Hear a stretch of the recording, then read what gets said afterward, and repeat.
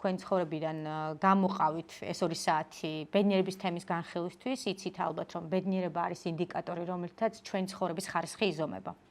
ანუ შეიძლება ადამიანი წარმატებულია ფინანსურად, არაფინანსურად, სხვადასხვა კუთხით, მაგრამ თუ წარმატებული ადამიანი არ არის ბედნიერი, ეს ითვლება რომ არის წარუმატებლობა მარცხი, იმიტომ რომ ერთ-ერთი მნიშვნელოვანი კომპონენტი ცხოვრების ხარისხის არის ბედნიერება. შესავალი ალბათ ვიდეოში გაქვთ ნანახი, ამიტომ პირდაპირ რა შედეგზე გვინდა რომ გავიდეთ ამ 2 საათიან შეხვედრაზე, რომ ეს არ იყოს ფილოსოფიური საუბარი. პირველი აუცილებელია თვითონ თქვენგანს გქონდეთ ჯიბეში თან წასაღებად ემოციის, ფსიქოლოგიის ძირითადი საკითხები, იმიტომ რომ ბედნიერება არის ემოცია და თუ პატარა ემოციური განათლების საკითხებს არ შევეხეთ, მცირედით მაინც გაგუჭირდება მე ბედნიერების გაგება. ანუ ემოციის ფსიქოლოგიას შევეხებით, ემოციური განათლებას მოკლედ ლაკონურად, საყვალპურო ენაზე მარტივად. შემდეგ უკვე განვიხილავთ ბედნიერების მექანიზმს, კერძოდ კი შევეხებით მითებს და რეალობას, რა გგონია და რა არის რეალურად, იმიტომ რომ ბევრი ახალი კვლევა ბედნიერების შესახებ, რაზეც შეიძლება ჩვენ წარმოდგენა არ გვაქვს და ჩვენ მოგყვება თქვათ გადმოცემით რა არის ბედნიერება, გარკვეული წარმოდგენების სტერეოტიპული, რომელიც არ არის რეალური, არ მუშაობს თანამედროვე რეალობაში, ვადაგასულია, სიტყვა მიყვარს ხოლმე. და მესამე ეტაპზე იქნებ რამდენიმე ტექნიკაც მოვასწროთ, ისეთი მარტივი, რასაც ყოველდღიურ ცხოვრებაში ან უკვე ნერგავთ, ან დანერგავთ, ან დაიწყებთ ამ პროცესის ჩაშვებას, ხო, რაღაცა ქცევაშიც გადავიტანოთ, რომ საუბარი საუბრად არ დარჩეს. ეს არის ჩვენი 3 ძირითადი შედეგი. ჯიბეში ემოციური განათლება, ბედნიერების რამდენიმე ტექნიკა და ბედნიერების მექანიზმი თან წასაღებად, რომ შეხვედრიდან რომ გახვალთ, რაღაცა გაგყვეთ პრაქტიკული ნაწილი.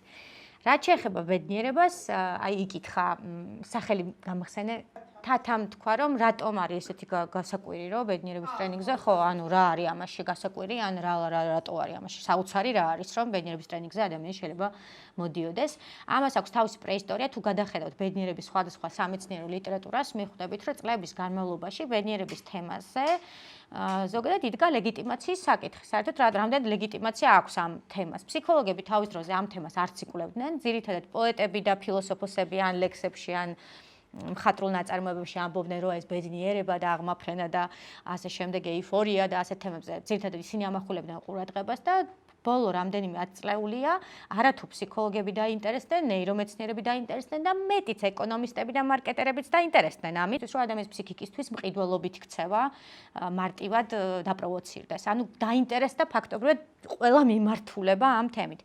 იქამდე ლეგიტიმაცია ამ საკითხის იდგა, იმიტომ რომ რაღაცნაირად დისკრედიტაცია ხდებოდა ამ თემის, ხო? რაღაც აი თითქოს ბანალურობაში გადადიოდა, რაღაც მარტივად განიხილავდნენ, აი ყველგან და ყველა თემას მიაბავდნენ და აი გაპოპულარულებული, გაბანალურებული რაღაცნაირი აი ხელწამოსაკრავი, არასერიოზული თემის კონტექსტში განხილვა ხდებოდა, რა თქმა უნდა, ამ თემის, რა აი რა ბედნიერების ტრენინგზე ხო არ გაგიჟდი და აუ ეხლა რას არ მოიგონე ბედნიერება, ეგეც მოიგონეს, ეხლა ბედნიერების ტრენინგიღა დარჩათ. ანუ თითქოს თემის სერიოზულობას დიდი კითხვის ნიშანი ედგა გვერდით. და მეორე საკითხი რა კიდევ რაც ბედნიერების თემაზე აი ამ ბევრ კითხვას ბადებდა იყო ბედნიერად ყოფნის და ბედნიერების ემოციის გამოხატვის ლეგიტიმაციის საკითხი. რამდენად ლეგიტიმურია რომ ვიყოთ ბედნიერი. როდესაც აფრიკაში ბავშვები იხოცებიან მშივრები, როდესაც ომია უკრაინაში, როდესაც წავალ ისე ბავშვობის ტრამვებში მიყვარს ეს გადასვლები, ხო? მაგალითად, ხშირად ჩვენ პროგრამულად, ვისაც ნანახი გაქვთ თვითშეფასების მოდული, იცით, რომ ეხლა ბავშვობაში, როდესაც მშობლები ავადობენ, ბავშვის ფსიქიკის პროგრამირება ხდება 7 წლამდე ასაკში, იცით და როდესაც პატარა ბავშვი და დედა ავადობს და მამა ეუბნება, რომ კარგი მაიკო, რა გაცინებს, ვერ ხედავ, რომ დედა ცუდად არის, პროგრამულად თავიდანვე ამ ემოციის ბლოკი დაპროგრამდა, რომ ბედნიერება არ მოსულა, ბედნიერება აკრძალულია, რა მაცინებს, რა მომღერებს, რა მიხარია, ან ჩვენც მნიშვნელოვანი ადამიანი არის ცუდად. ანუ ბავშვობიდან თითქოს ამ ემოციასთან მიმართებაში მით უმეტეს ვისაც თქვა რთული პერიოდები აქვს გამოვლილი ეს 90-იანები, ну და სხვა ტრამული გამოცდილებები, ხშირად ქვეცნობიერად რაღაცნაირად ამ ემოციის ბლოკირება ხდებოდა. და შემდგომ უკვე ეს მოყვება. ნუ აღარაფერს აღარ ვიტყვი მე რელიგიაზე, კულტურაზე, რომ თითქოს და ლეგიტიმაციის კუთხით კითხვებით ჩდება. რამდენად არ ტეხავს ბედნიერება. და მე ვყვებოდი, ვიდრე დანარჩენები მოხვიდოდით, მაგალითს რომ სამეგობრო რო შეიკრიბება, ერთმანეთს ეჯიბრებიან, ვინ უფრო უბედური. ერთი ამბობს, რომ აუ აღარ შემიძლია ხელფასი არ მომიმატეს, მე მეორე ეუბნება, რომ შენ ხელფასი არ მოგიმატეს, ჩემთან საერთოდ საგიჟეთი ხდება, მე შენ გეტყვი რა ხდება, მე მესამე გამოვა და მე არც ხელფას მიმატებენ, თან საგიჟეთი ხდება და მეტიც ხელმძღვანელი მყავს ისეთი, რომ მე მეოთხე და ვინც მოიგებს ამ უბედურების ომს, შეჯებს, ის არის გამარჯვებული. ანუ თითქოს რაღაცნაირად უბედურება უფრო მოსულა, ვიდრე ბედნიერება, მეტიც უბედურება უფრო ჭეშმარიტად და ასე ვთქვათ, სიმართლედ აღიქმება, ვიდრე ბედნიერება, რომ ვიღაც რო ამბობს, რაო ძალიან კარგად ვარ და აი შინაგანი ჰარმონია მაქვს და აი თერაპიაზე ვიყავი და ისე კარგად გხსნობ თავს, აი სულ პრობლემები მქონდა შინაგანად ისე კარგად ვარ და ესენი ესე გიყურებენ. შენ მე მგონი გარეკე. ანუ წარმოუდგენელია ხო, იმიტომ რომ ბედნიერება არ ნიშნავს ყველაფრის კარგად ქონას, ბედნიერება მაშინ არის, როდესაც ომია გაჭირვება, ცუდი რთული ცხოვრება, ფინანსური პრობლემები გაქვს, მაგრამ შენ ახერხებ, რომ შინაგანი ბალანსი შეინარჩუნო. ბედნიერება იმას არ ნიშნავს, რომ რაღაც ყველაფერი დალაგებული აქვს ადამიანს, ეს კიდევ ერთი სტერეოტიპი. მოკლედ, ლეგიტიმაციაზე დიდხანს რო არ გავჩერდეთ, ეს საკითხი იდგა და მერე უკვე, როდესაც გავიდა რამდენიმე წელი და დაიწყო კვლევები, ჩაერთნენ ეკონომისტები, მარკეტერები ამ კვლევებში და მეტიც დღეს ფსიქოლოგები კი არა მხოლოდ და ვთქვათ ნეირომეცნიერები, არამედ ეკონომისტებმაც და სახელმწიფო დონეზე დაიწყეს ინვესტირება კვლევებში, რომლითაც იზომება სახელმწიფოების ბედნიერების ინდექსი, საქართველოს სხვათა შორის მონაწილეობს ამ კვლევაში, ეს არის 91 ადგილზეა 140-დან. მაგრამ ფეხბურთის შემდეგ დიდი ალბათობით ჩვენი ბედნიერების ინდექსი გაიზრდებოდა. ნახოთ მომავალ წელს რა. გულწრფელად რო გითხრათ არ მახსოვს ბოლო ადგილი, მაგრამ ეს კვლევა დევს და შემიძლია გავაზიარო იქ ლინკებში ჩავაგდებ. ძირითადად პირველად ხო ჩვენზე ვარ ესეთ ვიც არის, ხო მახსოვდა, მაგრამ ეხა უცბად გადამაუწოდა. რეალური ძალიან ცუდი. სხვათა შორის თქვა ეგრე მარტივადაც არ არის საქმე. ხო.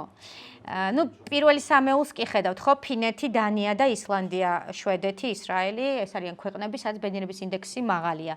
კრიტერიუმები, რომლით იზომავენ ბედნიერებას, არ არის მხოლოდ ფსიქოლოგიური ინდიკატორები, არის მაგალითად ისეთი კრიტერიუმები, როგორც არის, როგორც ხედავთ, სოციალური მხარდაჭერა, ადამიანები მაგალითად იმ ქვეყანაში რამდენად ერთმანეთს მხარს უჭერენ, ასაპორტებენ, თუ აბულინგებენ, გაწირავენ, ხელს უშლიან, ცხოვრების ხანგრძლივობა, სიცოცხლის ხანგრძლივობა, იმიტომ რომ უამრავი კვლევა არსებობს იმის შესახებ, რომ ბედნიერი ადამიანის სიცოცხლის ხანგრძლივობა ბევრად მეტია, მათ შორის კიბოთი დაავადებული ადამიანების კვლევებია, როდესაც თუ ბედნიერების ინდექსი მაღალია, დაავადება არ პროგრესირდება და როდესაც დაბალია პირიქით პროგრესირდება. ანუ ესეთი კვლევებიც არის ჩატარებული და ამიტომ პირდაპირ მიაბეს ცხოვრების ხანგრძლივობას. მუშიპოს თემაც მთლიანი შიდა პროდუქტის კომპონენტიც მიბმულია. ჩვენთვის რაც მნიშვნელოვანია არის მოსახლეობის ერთმანეთზე ზრუნვის კომპონენტი, ალბათ ერთმანეთზე ზრუნვის და მხარდაჭერის გამოხატულება და სხვა. მოკლედ ეს უბრალოდ შესავლად, რომ ეს აღარ არის ის თემა, რომელსაც ესე აზროვნების აკადემიაში უბრალოდ დაინტერესებული ადამიანები განიხილავენ, სერიოზული თემა გახდა გაყიდვების, მარკეტინგის, ეკონომისტების, სახელმწიფოების დონეზე და ბედნიერების ინდექსი ისევე ზომავენ, როგორც მაგათაც მთლიანი შიდა პროდუქტის ინდექს, ხო? ანუ რომ გაიგონ ქვეყნის განვითარების პერსპექტივები და პოტენციალი და მაჩვენებლებით მერე წინასწარმეტყველებები გააკეთონ ვინც აწავს. ხო, შორის საინტერესო კვლევაში რომ ამერიკა არ მოხვდა დიდად რეიტინგში ისეთ ადგილას, როგორც წარმოგვიდგენია მიუხედავად ამერიკული ოცნებებისა. აღმოჩნდა რომ ადამიანები ბედნიერები იქ თავს არ გრძნობენ, იმიტომ რომ ხო, ბევრი ადამიანი მიდის აი ამ ბედნიერების საძიებლად, საზღვარგარეთ, განსაკუთრებით ეს ამერიკული ოცნების სტერეოტიპი არსებობს და კვლევაში ამერიკა ერთ-ერთ საკმაოდ არარეიტინგულ ადგილას არის. ანუ ფინანსური კეთილდღეობა შეიძლება მიღწეული იქნას, მაგრამ სხვა რაღაცების ხარჯზე ეს ბედნიერების მომტანი არ არის ხოლმე. ოკეი. ეხლა რაც შეეხება წარმოდგენებს, რაც უკვე გვაქვს ბედნიერებაზე, თუ გადავხედავთ აი ამ სტერეოტიპულ წარმოდგენებს და გავაჯერ ერთ მთლიანობაში წარმოვიდგენთ, ბედნიერებას ხშირად ადარებენ ხოლმე აი ამ ნისლში, ყველა ყოფილხართ ალბათ ნისლში, როდესაც ნისლში ან მანქანიდან ისე შედიხართ, შორიდან რო უყურებს, ჩანს ხო რაღაცა თეთრი მასა, ყრივი თითქოს და მე გინდა რომ ახლოს მიხვიდე რომ შეეხო და რაც უფრო ახლოს მიდიხარ, იფანტება ვერ ეხები და ანუ კი ხვდები რომ ნისლში ხარ, რა იყურები რომ გარშემორტყმული ხარ, მაგრამ ხელშესახები რომ ხელი მოკიდო, ჩაჭიდო და გუნდა გააკეთო, ამას ვერ გააკეთებ. ხო, შორიდან ხედავ რომ და ისეთია რა, უყურებ შორიდან და ამ ნისლის დევნაში რომ რაღაცა ჩაიჭერ და ხელს მოკიდებ, ძალიან ბევრი ადამიანი ატარებს ცხოვრებას. ამას ვეძახით ბედნიერების დევნაში ცხოვრებას, რომ ანუ რაღაცას მივდევთ ამ ნისლივით რაღაცას, ბედნიერებას, მივდევთ და ქრება. ანუ შედიხარ, ანუ რაღაცა დაისახე მიზნად რომ გინდა შენი ბიზნესი გქონდეს, მიაღწიე და ну ერთი სამი თვე ყოფნის კვლევების მიხედვით გიხარია, მაგრამ სამი თვის მერე ჩვეულებრივი ამბავი ხდება. დაისახე მიზნად რომ ბაკალავრიატზე ჩააბარე და სამი თვის მერე ჩვეულებრივი ამბავია. მერე დაისახე მიზნად რომ ფინანსური კეთილდღეობა 2-0-ით გაზარდო, მიაღწია და ხო, რავი რა, ჩვეულებრივი ამბავია და ხვდები რომ ამ დევნაში ატარებ თელ ცხოვრებას. ესეთი წარმოდგენებია ძირითადად ბედნიერებას, რომ რაღაცა ეს არის სადღაც უნდა გამიზდიო და როდესღაც ალბათ ჩაჭიდებ ხელს რა. სულ აი ეს დევნის კომპონენტი ჩანს, რომ აი მიუღწეველია და შეუძლებელია და აი ესეთია რა, რაღაცა საოცნებოდ წარმოუდგენელი რამ. ხო, აი ძალიან საინტერესო კომპონენტია, რომ мотиваციას გაძლევს, რომ ეს მიუღწეველია და აი მაგაზე კიდე ერთი მითი გვაქვს, რომელსაც შევეხებით 7 ძირითადი მითი ავარჩიე, მე მგონი, რომ ძალიან არ გადაღლილიყავით. ყველაფერი პროცესია და ხო. თვითონ შედეგი, რომელიც უნდა დადგეს ბედნიერების მდგომარეობა ან განცდა. კი. მთლიანად ეს არის პროცესი. ანუ პროცესზე ორიენტაცია უფრო გვაქვს ვიდრე შედეგზე და განცდაზე, მდგომარეობაზე, რომელიც გვინდა რომ დადგეს. მეორე კიდე სტერეოტიპია, რომ როდესაც ბედნიერების თემაზე ვიწყებთ საუბარს, ავტომატურად ჩნდებიან ადამიანები, რომლებიც იწყებენ კრიტიკულად თქმას, რომ რა მოიგონეთ ახლა ბედნიერება, ყველა გენიოსი, აინშტაინიდან დაწყებული ნებისმიერი გენიოსი, რომლებიც საოცარ შემოქმედებით შედეგებს ქმნიდნენ, იყო უბედური. ცნობილი მხატვრებით და რა ვიცი მუსიკოსებით, იცით ბევრი როკ მუსიკოსი, რომელიც ცნობილი იყო, პოპულარული იყო, მაგრამ თვითკვლევებით დაასრულა.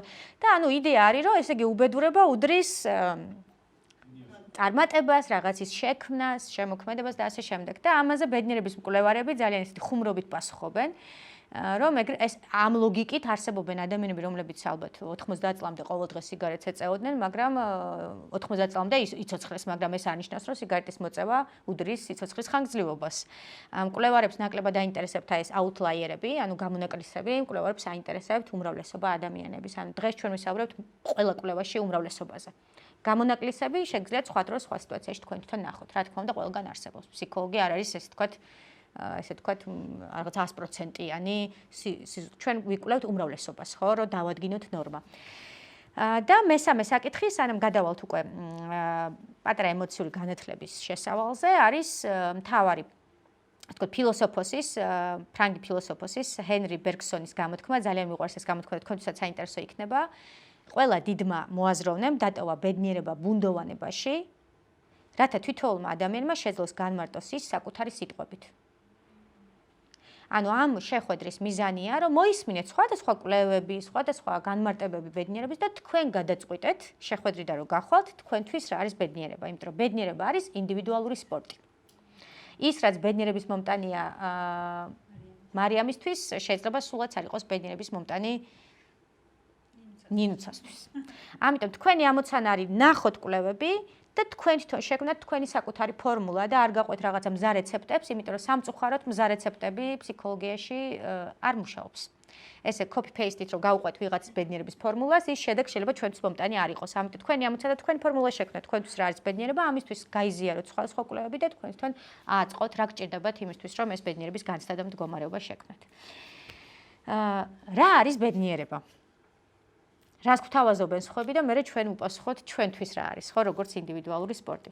ვიდრე ამ კითხვას უპასუხებთ, ემოციური განათლების კუთხით აუცილებელია ზუსტად ვიცოდეთ, რითი განსხვავდება ემოცია გრძნობისგან.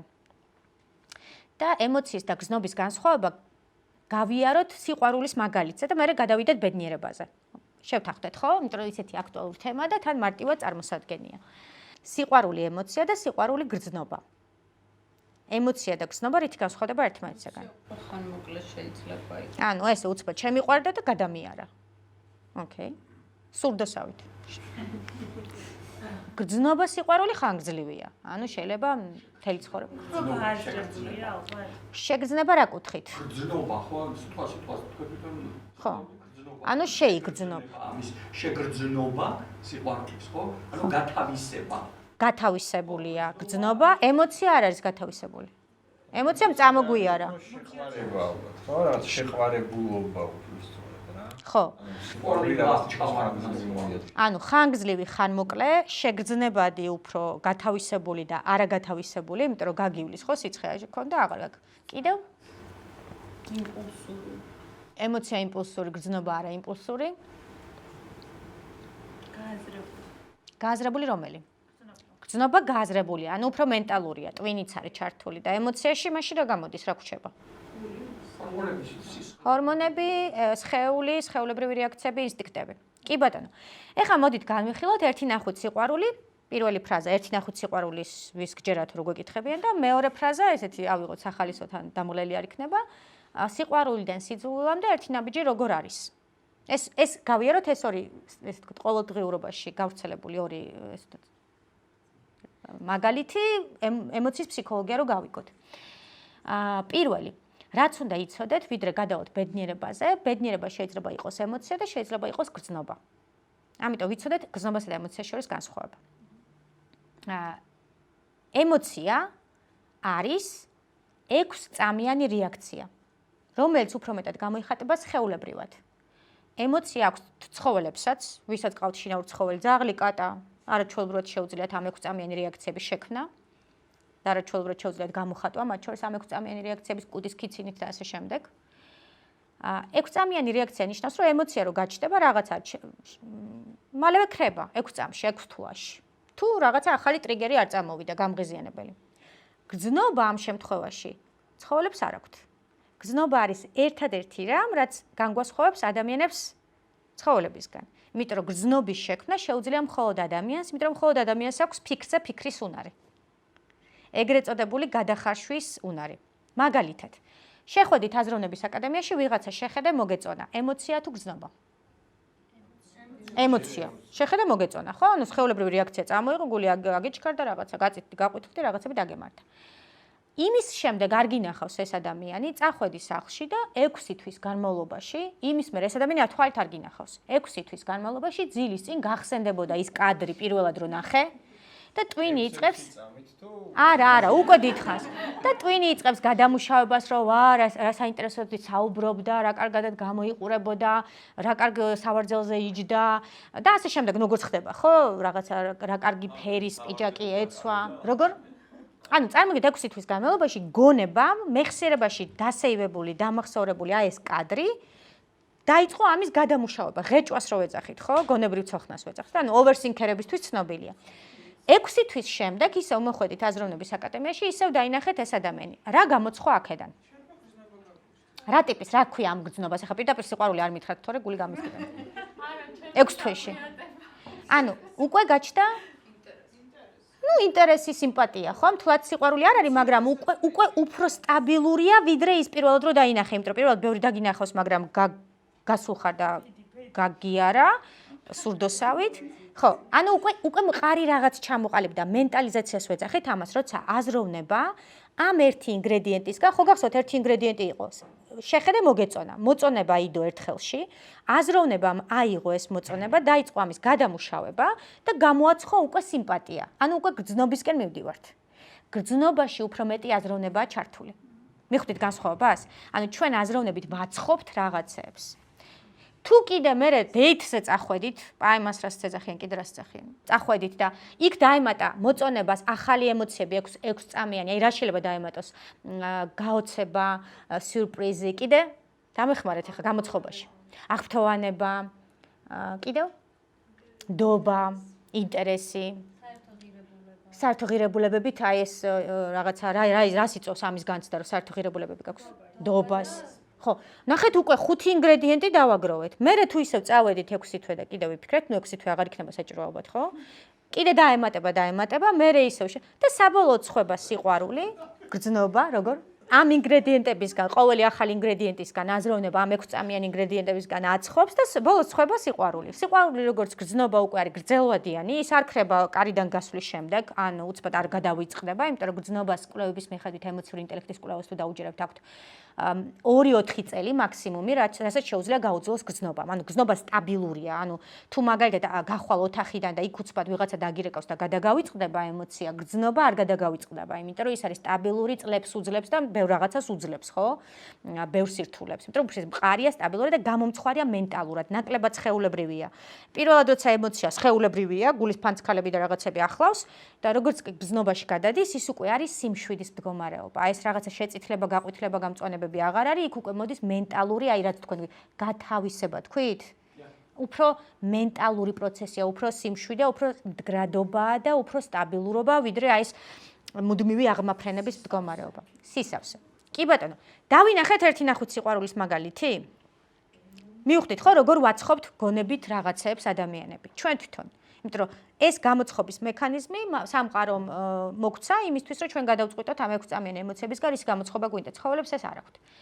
მეორე, 4 წლიანი გრძნობა გამოცხვა, თანაცხოვრებაში დაიწყო ახალი ემოციების ინგრედიენტების დამატება. რა იწყება თანაცხოვრებაში? ნაგავი გადაყარა ბრაზი, დავდეთ. რაღაცა პური დაავიწყდა, იმედგაცრუება. ხო. ბრაზი, იმედგაცრუება, რაღაცა ცუდად გააკეთა ზიზღი, რაღაცა ისევ ერქნა აგრესია. ანუ უკვე ხელში გვაქვს ახალი ინგრედიენტები. ნუ 4 წელი კი უძლებს ეს გამომცხვარი, რაც უკვე გვაქვს ამ რაღაცას არაუშავს, მაგრამ რაღაცა პერიოდის შემდეგ უკვე ახალი ინგრედიენტი, როცა აღარ აქვს ტვინს სიყვარულის საცხობად და გროვდება ბრაზი, ზიზღი, იმედგაცრუება, აგრესია, უნდობლობა, უინტერესობა და ასე შემდეგ. აქედან რა გამოცხება დროთა განმავლობაში? 1 წელი არ გამოცხება, 2 წელი არ გამოცხება, მაგრამ დროთა განმავლობაში მე ნელ-ნელა აქედან სიყვარული ვერ გამოცხება. ხო, ეხლა ფქვილის გარშე ხაჭაპურს ვერ გამოვაცხობთ. ნელ-ნელა ცხება ერთი ნაბიჯი.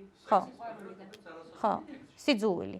ანუ იდეა არის, რომ ჩვენ ადამიანებს განსხვავებით ცხოველებისგან გვაქვს ემოციები და ცხოველებისგან განსხვავებით ჩვენ შეგვიძლია ამ ემოციების ინგრედიენტებისგან გამოვაცხოთ ნებისმიერი მყარი მდგომარეობა, რომელიც დროს უძლებს და ისეთი მდგომარეობები ვაცხოთ, რომელიც ჩვენ გვინდა. ზოგი აცხობს სიძულვილს, ზოგი აცხობს სიყვარულს, ზოგი აცხობს უბედურებას, ზოგი აცხობს ბედნიერებას. მაგალითად, აქ რომ მოდიოდით, ვიღაცასთან იყო ინგრედიენტი, რომ აუ რა საცობი აღარ შემიძლია.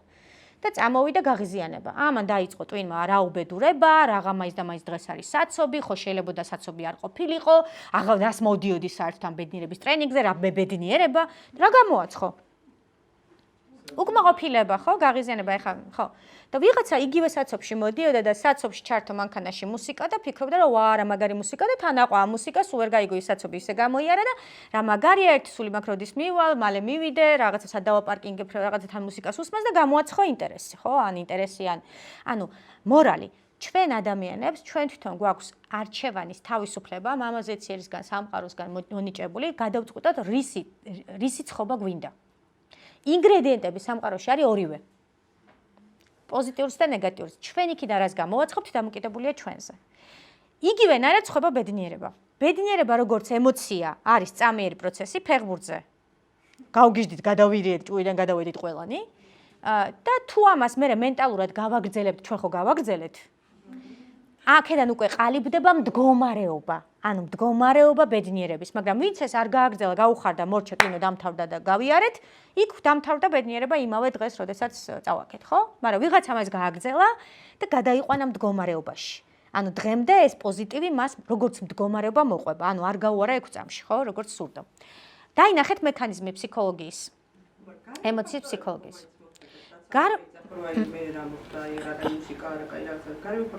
ხო.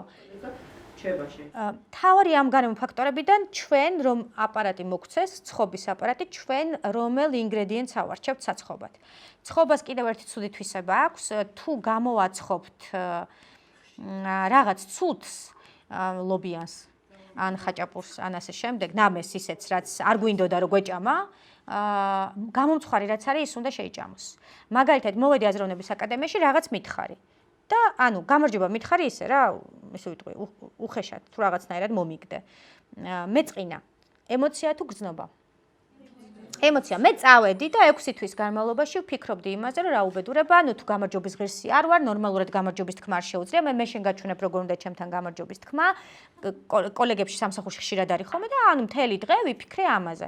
დღის ბოლოს, როდესაც გავალთ აქედან, რა გამოვაცხე? ხო, რო შემხვდები და მეტყვი, კარგად იყავი, მაია, საინტერესო იყო, გეტყვი რომ მადლობა. ამ დროს მე გამოვაცხე.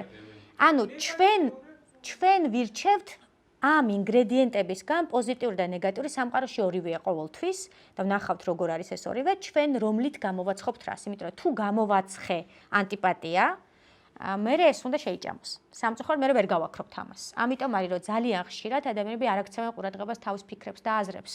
და ფიქრებით და აზრებით ჩვენ ისეთ რაღაცებს ვაცხობთ, მდგომარეობებს ვაცხობთ. რომ მე ამ მდგომარეობაში ფოთვა რა არის.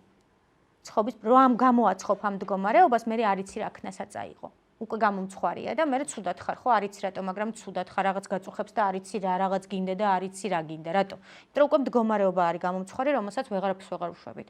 ამიტომ არის ძალიან მნიშვნელოვანი პოზიტიური აზროვნების ტექნიკები, ეხა შორს არ წავალ, რომ ვაცხოთ ის, რაც ჩვენ ცხოვრებისთვის მნიშვნელოვანია, იქნება ეს мотиваცია, იქნება ეს ბედნიერება თუ სხვა.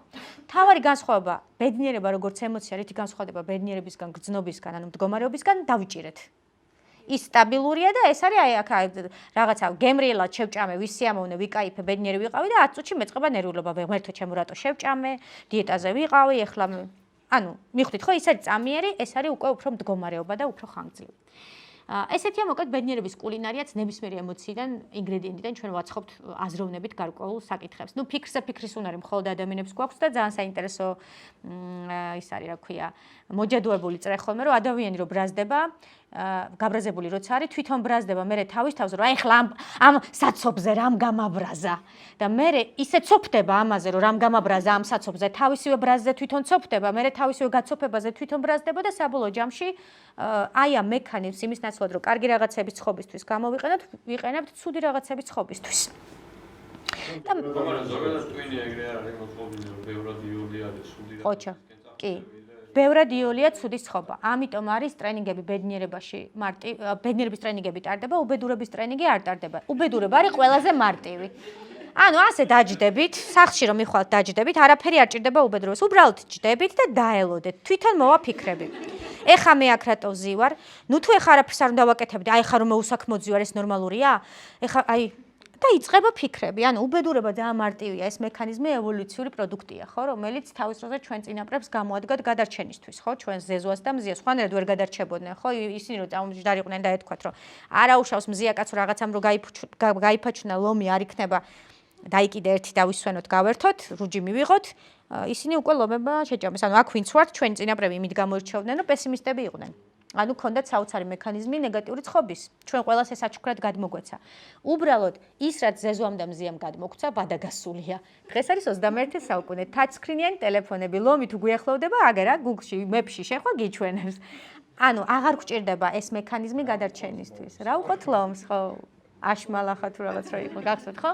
ანუ ჩვენ ვიყენებთ იმ მექანიზმს, რაც ჩვენმა წინაპრებმა გადმოგვცეს და არ გვქვნით ახალ მექანიზმს, რომელიც ამ რეალობის ადეკვატურია. ეს არ ნიშნავს, რომ ის მექანიზმი არ გვჭირდება, ის უნდა იყოს. უბრალოდ თუ მხოლოდ ზეზოს და მზიას დროინდელი პესიმისტური აზროვნების მექანიზმით ვიმუშავებთ, ნეგატივისტური აზროვნებით, მაშინ ახალ რეალობაში, სადაც ტაჩსკრინიანი ტელეფონებია და chat GPT არსებობს და კიდე რაღაცები არსებობს, არ არის შესაბამისობა ჩვენი ცხოვრება რეალობასთან და ვიღებთ იმას, რასაც ვიღებთ უბედურების განცდას. იმიტომ რომ ადეკვატურია ეს იგივეა აპლიკაცია, რომ უნდა განვაახლოთ ტელეფონში, ხო?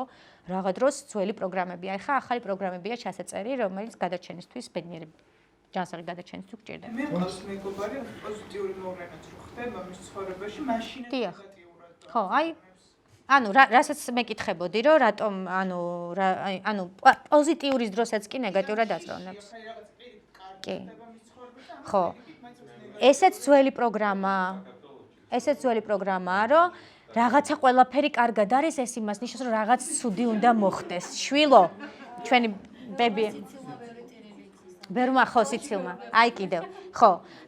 ეგეც არის ძველი პროგრამა, დიდი ალბათობით ეს პროგრამა არის წამოღებული ოჯახის სისტემიდან ან კულტურული ფაქტორებიდან, იმიტომ რომ ჩვენს მშობლებს, ჩვენს ბებია-ბაბუებს არ მოუწიათ მარტივი ცხოვრება, სულ გადანახული ქონდათ ხო საკვები, იმიტომ რომ გადარჩენისთვის ეს მნიშვნელოვანი იყო და ბავშვები ამას ქვეცნობიერად ირეკლავენ და მე როცა უკვე სხვა რეალობაში ვარ, სადაც არ უნდა გადაინახო წიწიბურა, იმიტომ რომ ისედაც მილიონია მაღაზიაში როცა გინდა იყიდიან, გამოიწერ და სახში მოგიტანენ, ჩვენ მაინც იგივე პროგრამით მივდივართ, ამიტომ ძალიან მნიშვნელოვანია იმის გაცნობიერება, საიდან მოდის ეს პროგრამა და კულტურულია ოჯახური სისტემიდან არის თუ რას ემსახურება.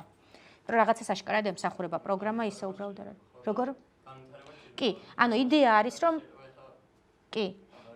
იდეა არის, რომ ჩვენ სამყარო მოგცა მექანიზმი ახალი პროგრამების ჩაწერის, ჩვენ ვირჩევთ, ჩვენი არჩევანია, გვინდა ვრჩებით იმ პროგრამაში, რაც გვაქვს, ვადაგასული, აი, გვინდა მაგალითად რომ მოდის ტელეფონში აპდეიტი, აპდეიტს ვაჭერთ არას, და გვინდა ვაკეთებთ updates. თუ updates არას ვაჭერთ, რა ხდება ტელეფონში? შეფერხებებით მუშაობს, ხო?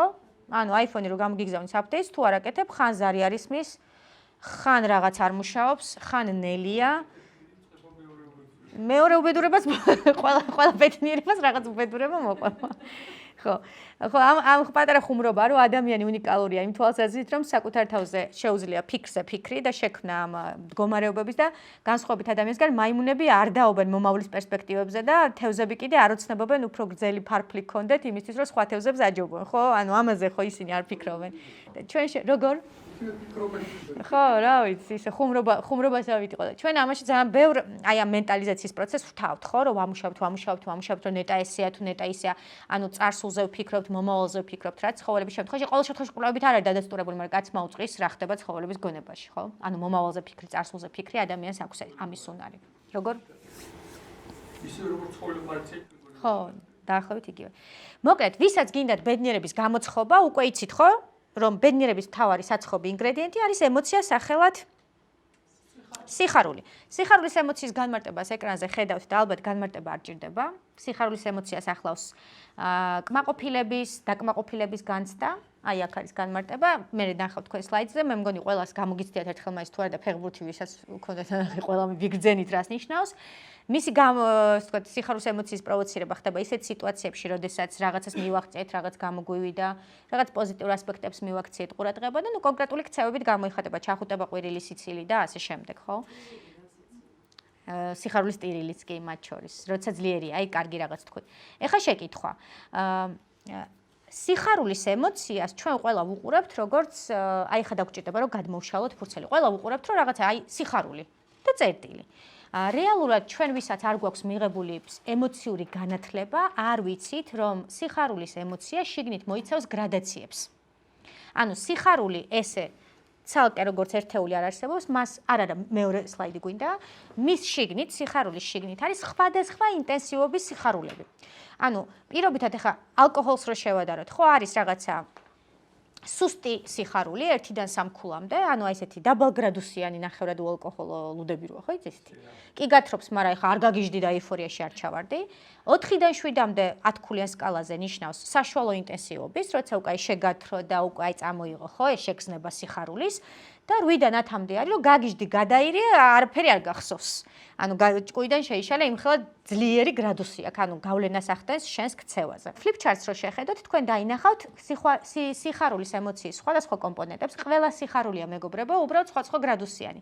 თქვენი აზრით, რითი იწყება სიხარული?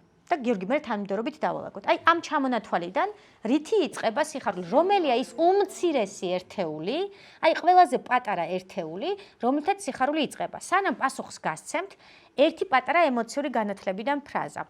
ემოცია ეს არის ენერგია ჩვენს სხეულში. თუ ჩვენ რაღაც ემოციას გავიმჩნევთ, იქნება ბრაზი, იქნება სიხარული, ჩვენს სხეულში ენერგიის ცირკულირება ხდება. თუ სიხარული არის ენერგია ჩვენს სხეულში, ემოციის სახით, მაშინ რომელია აქედან ყველაზე დაბალგრადუსიანი ენერგია? სასიამოვნო აღელვება ენერგეტიკულად უკვე ძლიერია.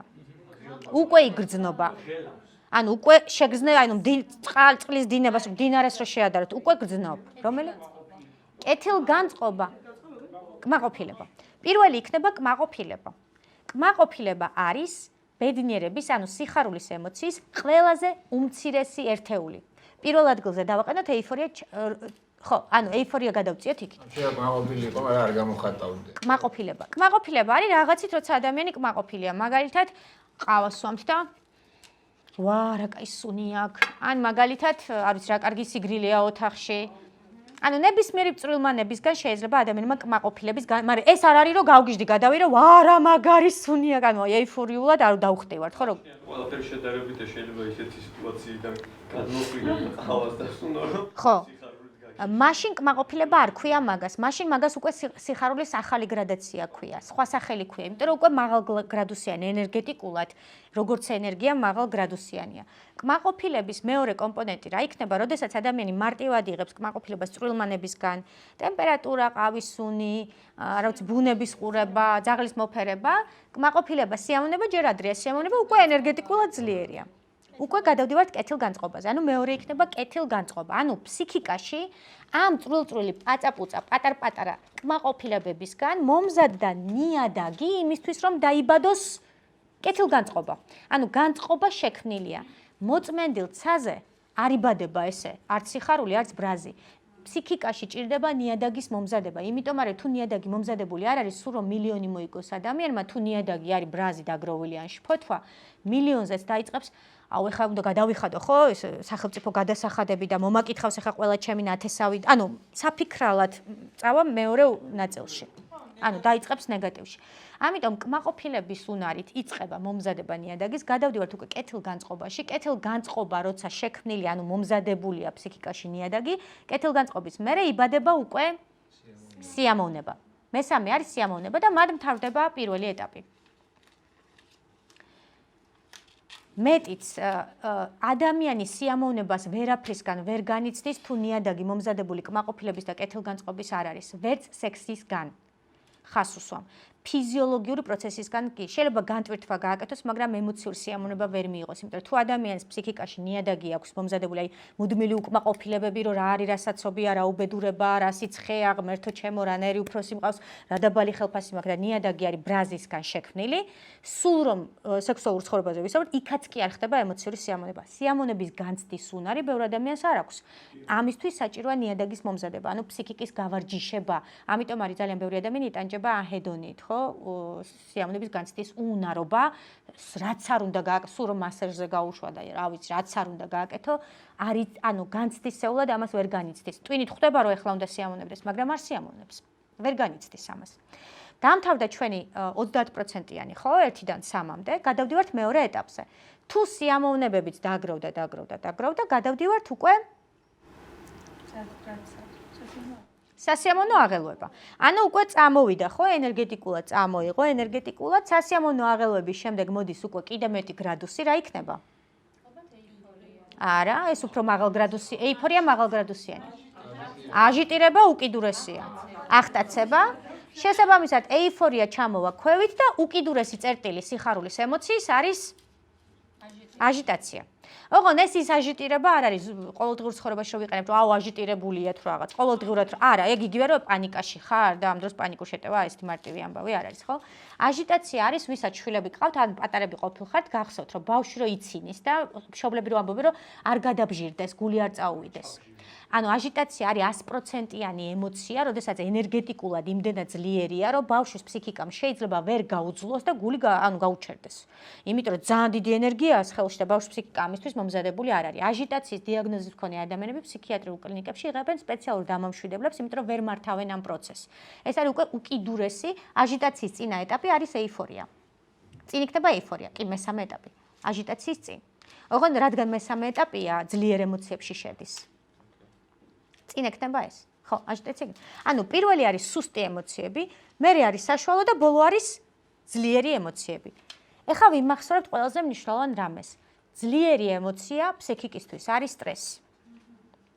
თქვენ რომ წარმოიდგინოთ, რომ ყოველ დღე ჩვენ იმ ემოციას განვიცდით, რაც ფეხბურთის დროს განვიცადეთ, ფსიქიკა გადაიწვება. ფიზიკურად სხეული ვერ გაუძლებს და ფსიქიკა ვერ გაუძლებს. ამიტომ ვეძახით ხოლმე კონკრეტულ მდგომარეობებს, აი ბიპოლარულის დროს, ხო, მანიაკალურ დეპრესიული ფსიქოზის დროს, პირველ ეტაპზე ადამიანი აჟიტირებულია, ენერგიით სავსეა, გიორგი მადლობა, დახტის დარბის და მერე როგორც პერიოდის მერე ეწყება დეპრესიის ეპიზოდი, რომ წვების საწოლში არავის დანახვა არ გინდა, აბნელებ ოთახს, ანუ არაფერი არ გინდა, საწოლიდან ადგომა არ გინდა, ხო? მეორე პოლუსი აქვს. იმიტომ რომ ფსიქიკა ფიზიკურად ვერ გაუძლებს, ერთ-ერთი სტერეოტიპი ხო ეს არის, რომ სიხარული და ბედნიერება ეგ არის რაღაცა, თუ მილიონი არ მოიგე და თუ ეხა რა ვიცი, არა შენდი და თუ რამე მეხივით ბედნიერება არ დაგეცა თავზე, რა არის სიხარული, ხო? ადამიანებს გონიათ, რომ ბედნიერება არის მაინც და მაინც რაღაცა დიდი ათბალიანი მოვლენა უნდა მოხდეს და ეს არის ტყუილი, იმიტომ რომ კვლევებმა დაადასტურა, რომ ათბალიანი მოვლენები თუ ხშირად ხდება, ფსიქიკა ან გადაიწვება და გადადიხარ კრიზისის მდგომარეობაში, ან მეორე ფსიქიკა თავს დაცვის მექანიზმს, ამას ვეძახით ჰედონისტური ადაპტაცია და ისე ეჩვევა მოვლენს, რომ რეაქცია არ აქვს. მაგალითად, პირველად რომ წახვედით მალდივებზე, მე არ ყოფილი ვარ უბრალოდ მოყოლილით ვიცი. წახვედით მალდივებზე. მალდივებზე.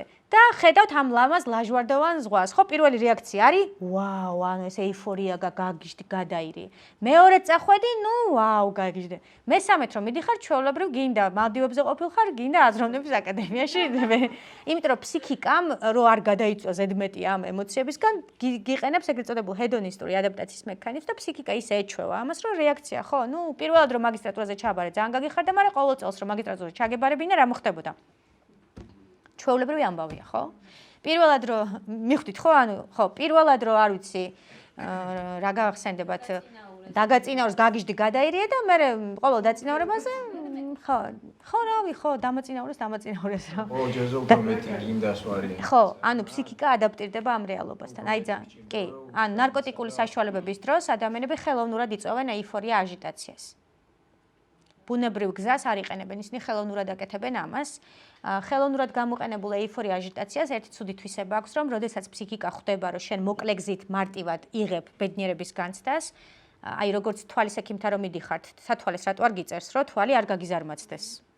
ფსიქიკა როგორც კი ხელოვნურად ხედავს ამ ემოციების პროვოცირების, ფსიქიკა ზარმაცდება, აღარ გამოიმუშავებს ბედნიერების ჰორმონებს, სეროტონინი, დოფამინი, ოქსიტოცინი, ენდორფინი.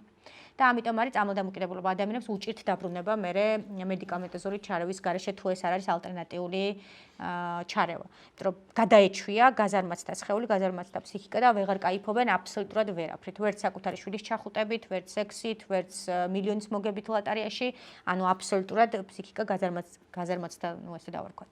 ამიტომ არის ძალიან მნიშვნელოვანი, რომ ცხოვრების დიდ ნაწილს ადამიანები ვატარებდეთ პირველ ფაზაში, მეორე ფაზაში, მესამე ფაზის გამოყენება ხშირად მავნია ჩვენი ფსიქიკურ ჯანმრთელობისთვის, 1000-ში ერთხელ ფეხბურთი გაგვიხარდეს. მაგრამ თუ ხშირად მოხდება, ხო. ანუ ბედნიერება არ ნიშნავს მაინც და მაინც რაღაცა მეხივით რაღაც განსაკუთრებულის მოხდენას. ხო, და ელოდებიან ხოლმე რაღაცა დიდს ადამიანები და გონიათ რომ ეს არის ბედნიერება და რეალურად არაფერი კავშირი ბედნიერებასთან ამას არ აქვს. 1000-ში ერთხელ რა თქმა უნდა აუცილებელია. ყოველ დღე რო დაბადების დღის სიხარული გქონდეთ. ყველა რო გილოცავს, ბოლოს ხო გადაიწვევით, ხო? გაგიჟდები, ხო? ყველა რო გილოცავს, გილოცავ, ამას გისურვებ, ნუ ერთი დღე კარგი, ორი დღე, სამი დღე, ბოლოს ფსიქიკა იწვება, ხო? რატო იწვება ფსიქიკა? ისევ ემოციურ განათლებას რო შევეხოთ, გახსოვთ ხომ? ემოცია არის ენერგია ჩვენს სხეულში. გახსოვთ? ნებისმიერი ემოცია ენერგიაა. თუ ვინმეს ენერგიის დეფიციტი გაქვთ, ემოციებთან დაიწყეთ მუშაობა. ბედნიერებაც ბრაზით, შიშიც. არ არის ემოცია, ნიშნავს არ არის ენერგია და თუ არ არის ენერგია, ესე იგი არ არის თუ ენერგია არ აქვს ადამიანს. ანუ არ არის ქცევა. ანუ ვერაფერს ვერ გააკეთებ, ხო? იმისთვის რომ ადამიანმა რამე გააკეთოს ცხოვრებაში, საერთოდ ნებისმიერი რამე, აი ყველაზე პრიმიტიული მაგალითი მოვუყვეთ, რომ მიხვდეთ ემოციების როლს. მაგალითად, დილას დგებით და ვიღაც გეუბნებათ, ყავა გინდა თუ ჩაი. აი ხო ძალიან ბანალური მაგალითია, ესეც ხო მილიონების მოგება არ არის ლოტარიაში ან ბიზნესის კეთება. იმისთვის რომ თქვენ აირჩიოთ და დალიოთ ან ყავა ან ჩაი, ნახეთ რამდენი ენერგია ჭირდება ფსიქიკას. პირველი, გადაწყვეტილება რომ მიიღო ყავა გინდა თუ ჩაი, ამას ჭირდება ენერგია. ჭირდება თუ არა ენერგია გადაწყვეტილების მიღებას. მით უმეტეს თუ ფოთვარე ტიპი ხარ და აუ ყავა, არა, ჩაი, აუ, ხო? კიდევ უფრო მეტი ენერგია ჭირდება. მერე შენი მიღებული გადაწყვეტილება რომ შეასრულო, ხო უნდა მოკიდო იმ სხვის მოდუღებულ ჭიქას, ხელი, მიიტანო, კუნც ჭირდება თუ არა ენერგია.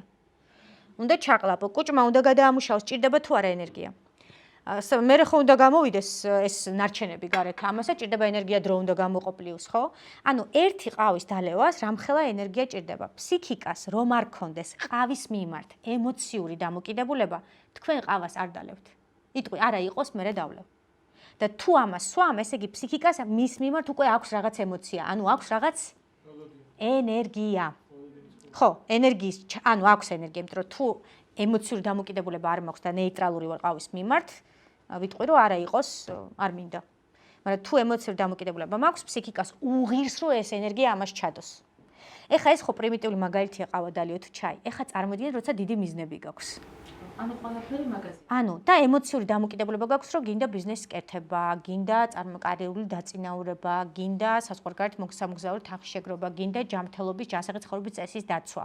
და ეს ემოციური დამოკიდებულება თუ არ არის საკმარისად ძლიერი, ენერგიაც არ არის და შუაგზას ჩერდები. ხვალ და ვარჯიშს ვიწყებ, 2 დღე ვარჯიშობთ, მესამე დღეს რაღაცა ამინდი არ მიწყობს ხელს.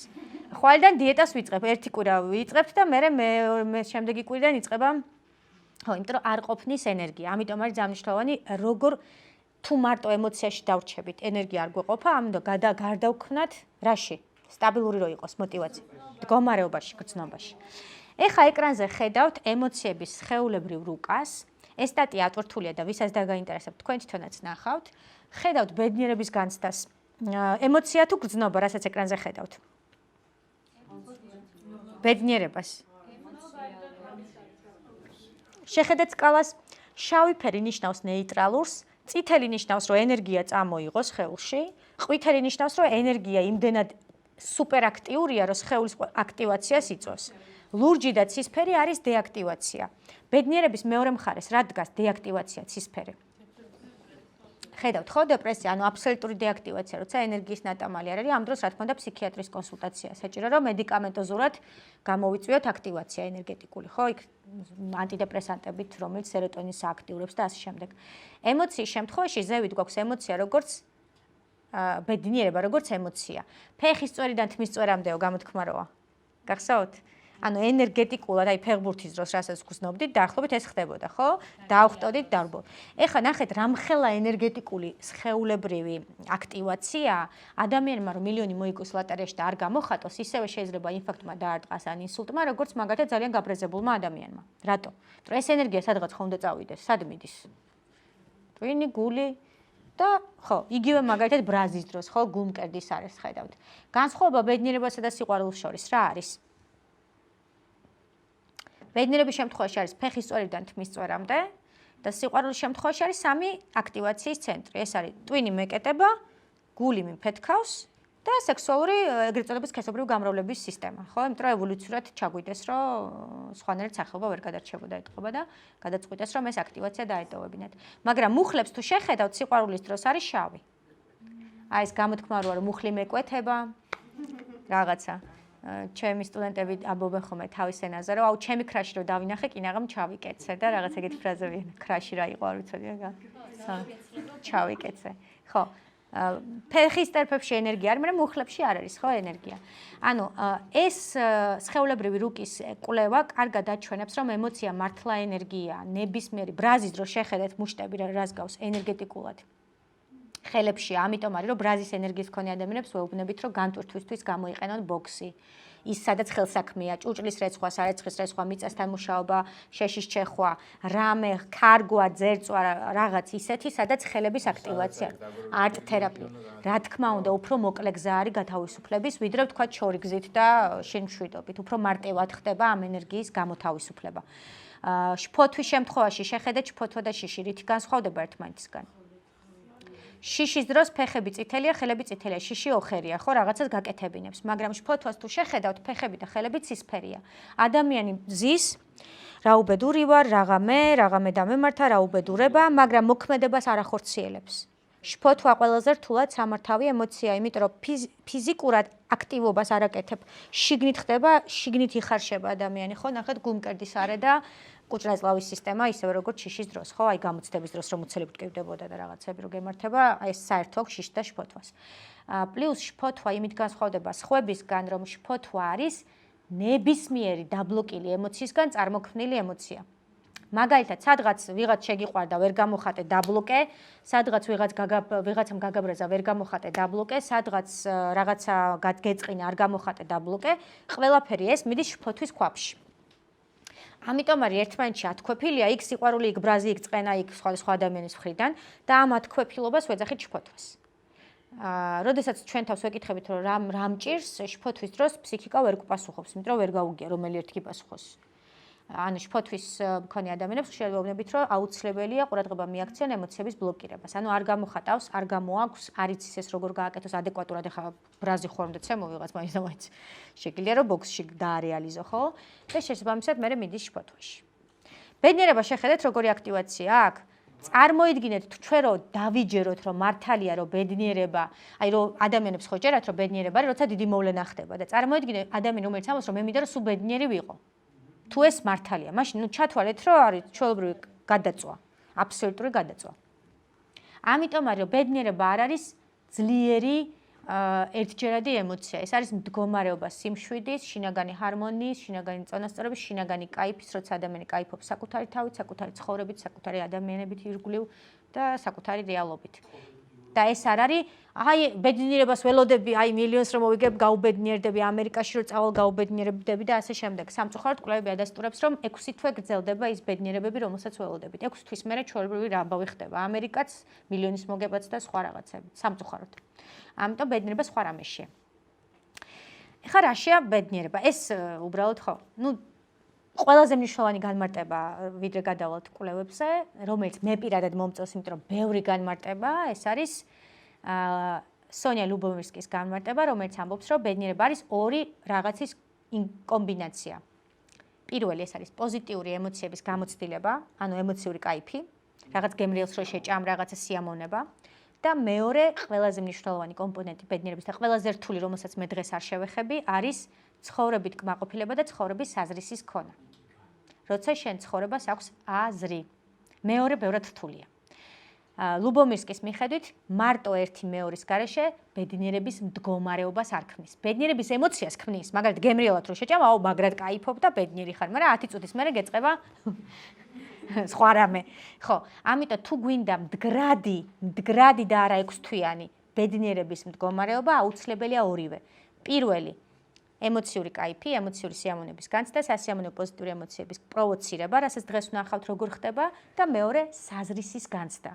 რა აზრი აქვს ჩემს არსებობას, რა აზრი აქვს ჩემს ცხოვრებას, რისთვის ვარსებობ, რომ ჩემს ცხოვრებას, ჩემს საქმიანობას აზრი აქვს, ვიღაცისთვის ეს არის თუ ექიმები ხართ, საზრისის განცდა, რომ ადამიანების სიცოცხლეს გადავარ, ჩემ ფსიქოლოგებისთვის რა სხვებს, ჯერ ჩვენ თავს უშველეთ და ეხლა სხვებს ვეხმარებით იგივეთი, ვიღაცისთვის არის რაღაც სხვა და ასე შემდეგ.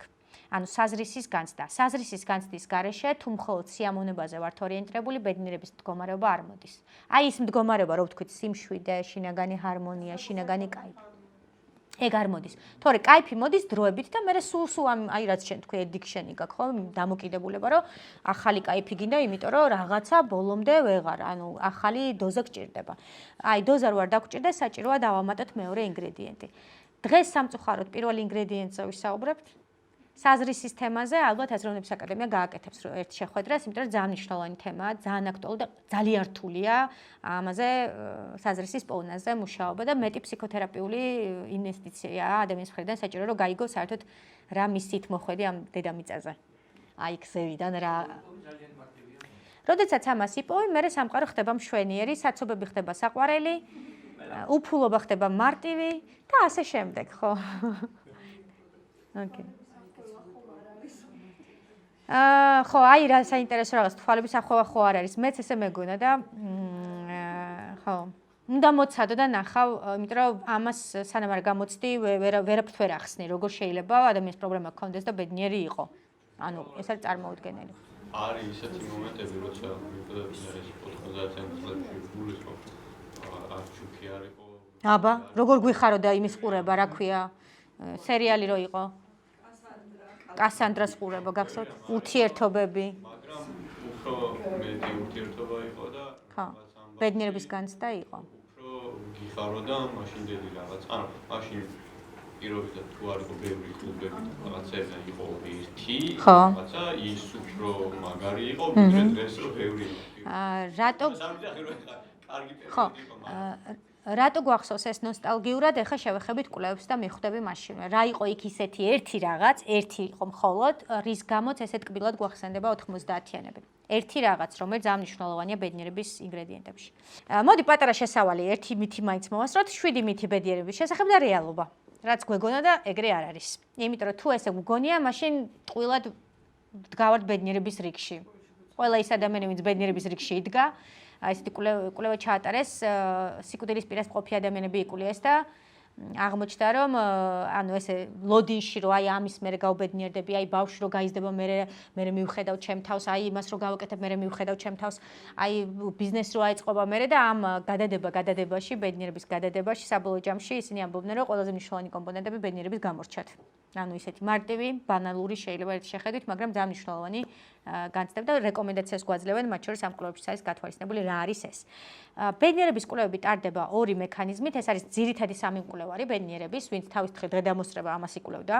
შონიგერი, მარტი სელიგმანი, ვისი ტესტის თქვენ გააკეთეთ და ლუბომირსკი, სონია ლუბომირსკი, ვისი განმარტებაც გაგიზიარეთ. ორი ტიპის კვლევები ტარდება. პირველი, აი როგორც თვალის ექიმთან რომ მიხვალ და რაღაცა სვებს რო გაჩვენებს და შენ რო ეუბნები რას ხედავ. შორიდან რო გაჩვენებენ. ხო ყოფილ ხართ ალბათ ერთხელ მაინც, რაღაც წვრილი ასოები რო არის და რაღაც დისტანციაზე და შენ ეუბნები ხედავ თუ არა და ნუ გიჯერებს ახლა ექიმი, რა ვიცი. სხვა რა გზა აქვს. ერთ-ერთი კვლევა ბედნიერების ერთი მიმართულება კვლევების ესეთია, გეკითხება რა კვლევარი რომ ბედნიერი ხარ თუ არა, 1-დან 10-მდე და ნუ რასაც ეუბნები გიჯერებს. ეს არის პირველი ვერსია, სუბიექტური აღქმა და მეორე არის აპარატურული კვლევა. როდესაც იკვლევენ თავისთვის მაგნიტორეზონანსული ტომოგრაფიით, ელექტრომიოგრაფიით და სხვა ინსტრუმენტებით, რომ იკვლიონ რა ხდება ტვინში და სისხლში ჰორმონალურ დონეზე. კი, საქართველოში არ ვიცი, საქართველოში ბედნიერების კვლევები არ ტარდება, ეგ ვიცი და. ხო, არ ვიცი. პირველი მითი ბედნიერების შესახებ ეს არის შემდეგი. წლების განმავლობაში ადამიანებს ეგონათ, მეცნიერებსაც ეგონათ, იმიტომ რომ ბევრი კვლევა ჩატარდა, რომ ბედნიერება არის გენეტიკური განპირობებულობა, გენეტიკური კოეფიციენტის მაღალი მაჩვენებლით. ანუ თავიდანვე ბედნიერება, თვითონ განმარტებაშიც ბედნიერება, ანუ ბედი რა, ანუ ბედის წერა, ანუ აი ეგეთ ბედი გაქვს, რომ აი უბედური უნდა იყო და მილიონი არ უნდა მოიგო ლატარიაში. და ადამიანები ქვეცნობიერებთ ამ სტერეოტიპს მიყვებოდნენ, რომ ალბათ ეგ არის ჩემი ბედი. ანუ ამას ხო ვერ შეცვლი და თითქოს ბედნიერება არამართვადი რამეა რა, ანუ ან ბედი გაქვს, რომ იყო ბედნიერი, ან არ გაქვს. კვლევარებმაც რამდენიმე კვლევა იყო ჩატარებული, სადაც გენეტიკური მაღალი მაჩვენებელი იყო კოეფიციენტის და იფიქრეს, რომ ნუ გენეტიკის ამბავია რა, ან იბადები გენეტიკით ბედნიერი, ანუ როგორც თვალის ფერი და სიმაღლე.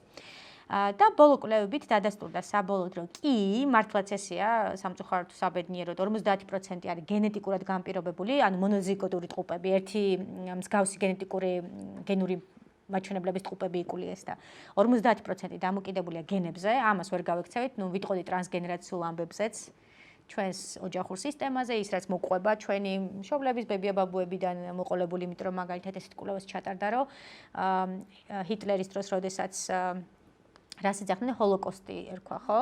ჰოლოკოსტის დროს დაღუპული ადამიანების შემდეგ, სამი თაობის შემდეგ ბავშვები იკულიეს, რომლებსაც არანაირი შეხება არც ბებია-ბაბუებთან და ჰოლოკოსტთან არ ქონიათ და აღმოჩნეს, რომ სამი თაობის შემდეგაც კი ის ბავშვები, რომლებიც დაიბადნენ მერე სხვა რეალობაში და არანაირი კავშირი პირდაპირი იმ პერიოდთან არ ქონიათ, ჰქონდათ დეპრესიული ეპიზოდები, დანაშაულის განცდა, იმიტომ რომ ვიღაცები, ვინც გადარჩნენ, ჰქონდათ დანაშაულის განცდა, იმიტომ რომ სხვები დაიღუპნენ და შფოთვითი აშლილობები და პანიკური შეტევები და ვერ ხსნიდნენ, რატო შეიძლება ამ ბავშვს არ ქონია არანაირი შეხება და დაასკვნეს, რომ გენეტიკურად გარკვეული ტიპის ინფორმაციები ჩვენი ბებია-ბაბუების ტრავმები, ჩვენი მშობლების, მათი მშობლების გენეტიკურად გადმოგვეცემა ის სირთულები, რაც მათ გამოიარეს.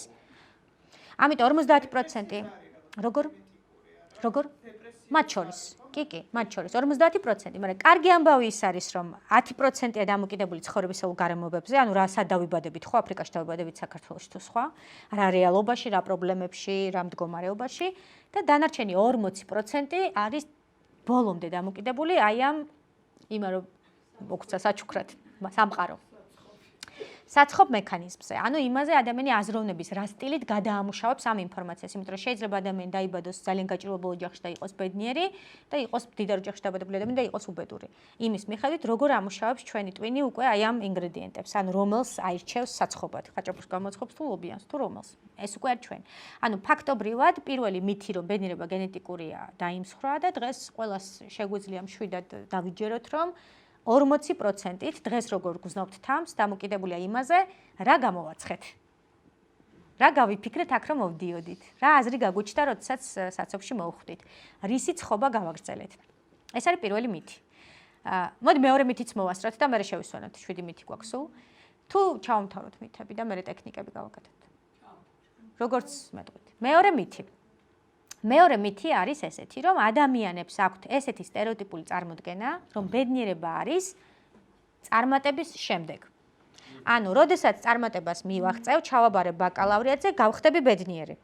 მერე რო ხდები ბედნიერი 6 თვით, მერე რო ჩავაბარებ, მერე მაგისტრატურა მოდის, ხო? მერე სამუშაოს რო დავიწყებ, ვიქნები ბედნიერი. მერე რო დამაწინაურებენ, ვიქნები ბედნიერი. მერე ოჯახს რო შევქმნები, ვიქნები ბედნიერი. მერე ბავშვები დაიბადებიან, ვიქნები ბედნიერი. მერე ბავშვები რო გაიზრდებიან, ვიქნები ბედნიერი. მერე ბავშვები რო დაოჯახდებიან, ვიქნები. მერე შვილიშვილები რო კარგად იქნებიან, ვიქნები ბედნიერი. მერე შვილთა შვილები და ასე მთავრდება ჩვენი ცხოვრება. ბედნიერების დევნაში.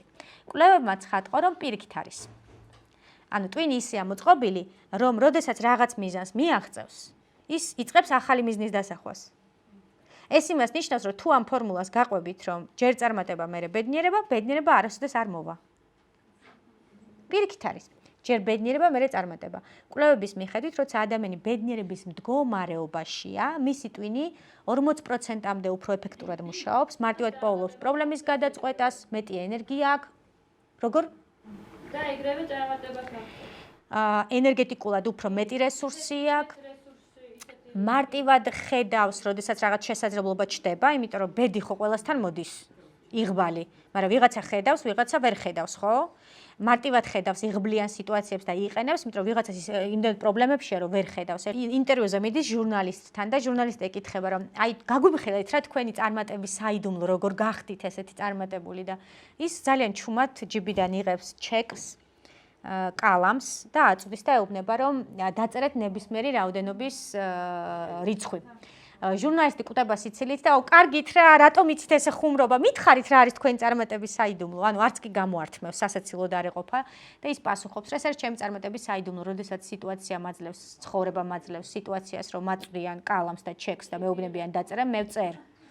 ანუ მომცემენ იმ თანხას, მომცემენ და არ მომცემ, მე ვწერ. ანუ მე ამას ვაკეთებ, ანუ ამ შესაძლებლობას მე ვიყენებ, გამოვა, არ გამოვა, ეს უკვე მერე გადასაწყვეტია.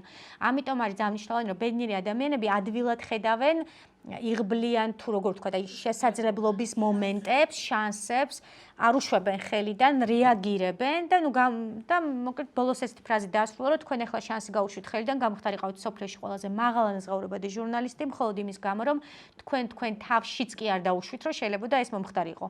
და ამ დროს იღბალი რომ მოდის, ხო არ გეუბნება იღბალი ვარ. ანუ არასოდეს არ იცი, როცა რაღაც სიტუაციაში ხვდები, ხო? ეხლა რომ გადახედოთ თქვენ ცხოვრებას, რაღაცა რომ არ მომხდარიყო, ეხლა აქ არის ხდებოდით.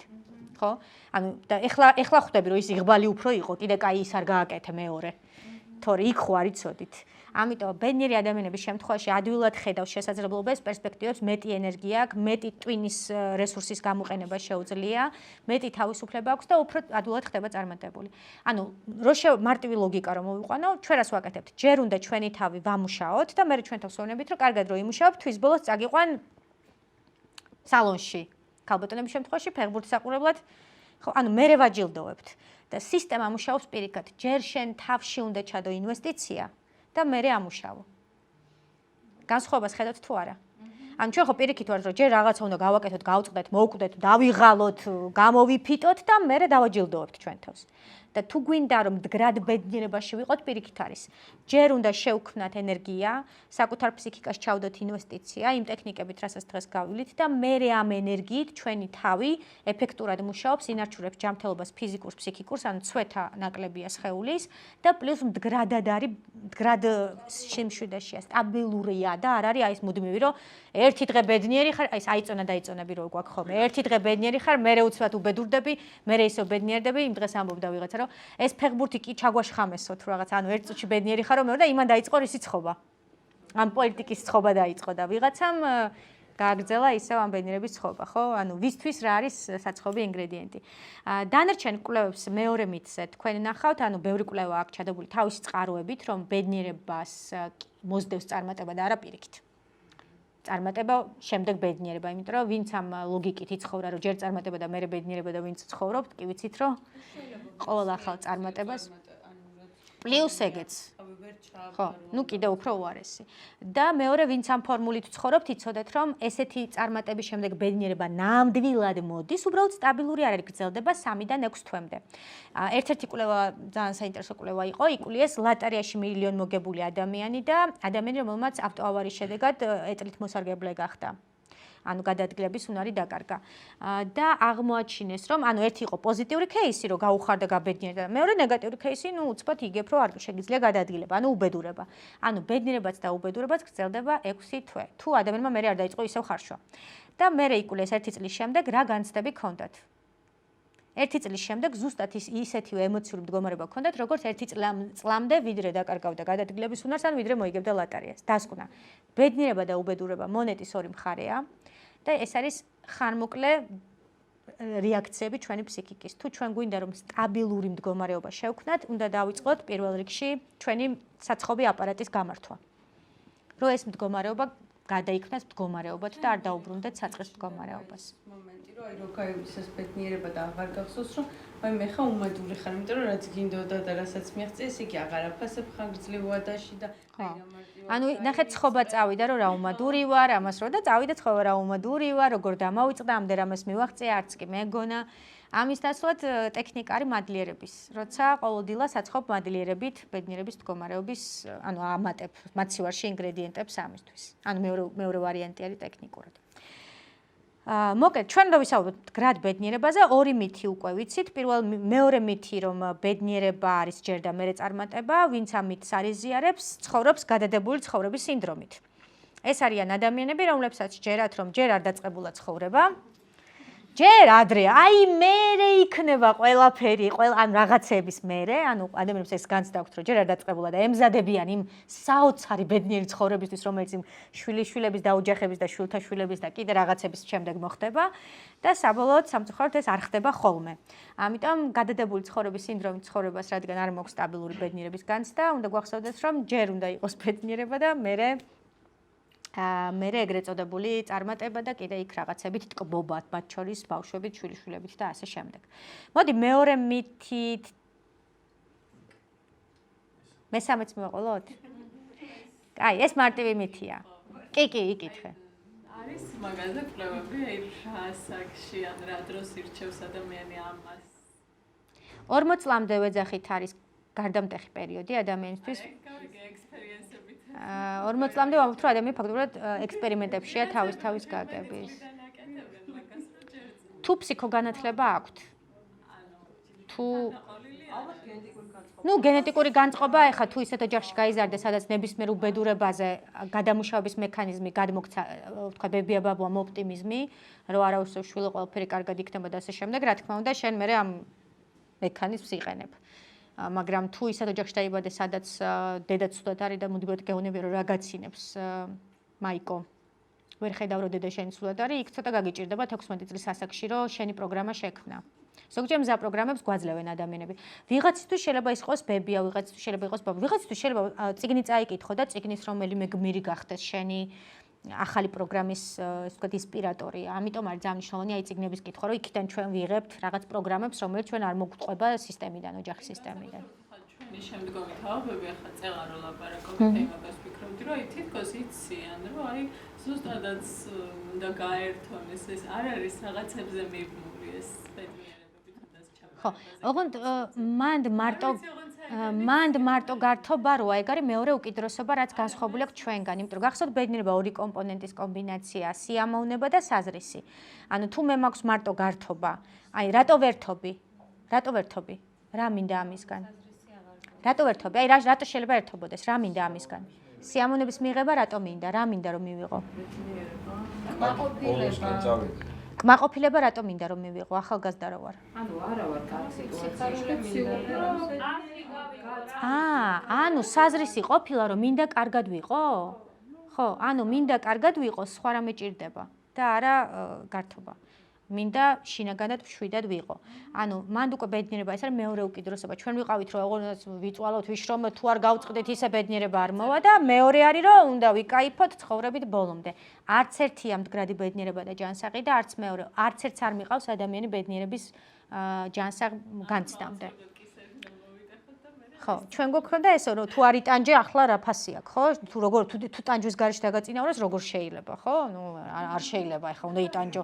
ან ხელფასი თუ ნატანჯი არ ახარ და ხელფასი ჩაგერიცხა, ვერ შეგერგება, ხო? ეს არის ერთი უკიდურესობა და მეორე არის აბსოლუტური აი ეს. არც ერთი, ანუ ეს არის უბრალოდ უკიდურესობები. არ ნიშნავს რომ ახალ თაობას ეს რეალურად გართობა საზრის, ანუ გართობა კარგია, როცა საზრის ემსახურება. რაღაც საზრისი აქვს.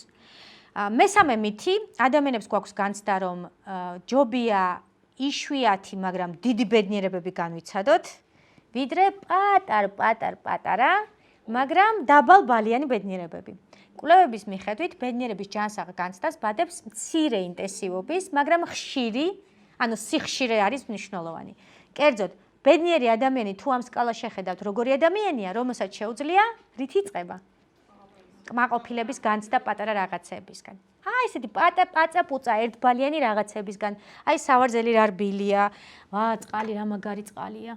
რაც მოგწყურდა და ასე შემდეგ. კი. ანუ ბედნიერი ადამიანი იმით განსხვავდება უბედურისგან, რომ მას შეუძლია წრილმანი პაწაპუწა რაღაცებისგან კაიფი. ანუ არ ჭირდება რაღაცა მეხივით დიდი ფეხბურთის მოგება ევროპის ჩემპიონატის. ანუ იმან იცის როგორი კაიფოს პატარ-პატარა, ანუ არ ვიცი, წვრილ-წვრილი რაღაცებით. ეს არის განსხვავება. და კვლევებითაც აღმოჩნდა, რომ ადამიანები, რომლებიც თვლიან, რომ ბედნიერების მომტანი მაინც და მაინც რო უნდა ჩააბარო უნივერსიტეტში და მაინც და მაინც ბიზნესი უნდა დააფუძნო და მაინც და მაინც ეს არის, საბოლოო ჯამში ყველას გამოგიცდიათ ალბათ, ხო? მე რაც ხდება. პირველი 2 დღე და მე ხო, რა ვიცი, მაქვს კომპანია და რა მე. ახალი რაღაც ხდება. როგორ? ადამიანი რომელიც მუდმივად წუწუნებს მაგალითად შეიძლება პარტიტოს. წუწუნი არის ამ მექანიზმის გამოხატულება გარეთ, ვერბალიზება, ანუ რაც შიგნით ხდება, გამოდის გარეთ. ანუ გადახარშვის მექანიზმის გამოვლინებაა. რო რა უბედურება? ანუ შიგნით ხო აცხობს და პლუს ხო სხვათა შორის თუ ტოქსიკურ რაღაცებს ვაცხობთ, მე სხვებსაც უნდა გაუმასპინძლდეთ. იმიტომ რომ თუ ჩემი ტვინი ტოქსიკურია, რომ რა უბედური ვარ, აღამე დამემართა, ვაიმე დედა, ხო შეიძლება და ესე არ მომხდარიყო, იმდენი გამოვაცხე, რომ ხა მარტო ვერ მოვერევი, ამიტომ წუწუნის ფორმით ხდება გაზიარება, იმიტომ რომ მისთვის ძალიან რთულია ამის მირთმევა მარტო. ამიტომ ირგვლივ ყველას უზიარებენ ხოლმე ამ ისევე როგორც ბედნიერებასაც ხო ვაზიარებთ. ანუ ორივე ზიარდება, ასე რომ ტოქსიკურ ადამიანებთან იცოდეთ რომ ხაჭაპურდელობიანი უფასო დიდი თქვენ ვიყოთ. ეგეც ერთი სიმპტომია უკვე რომ იმდენი გამოაცხო რომ თვითონ ვეღარ უმკლავდება და ჭირდება რომ სხვასთან ეს გამოავლინოს.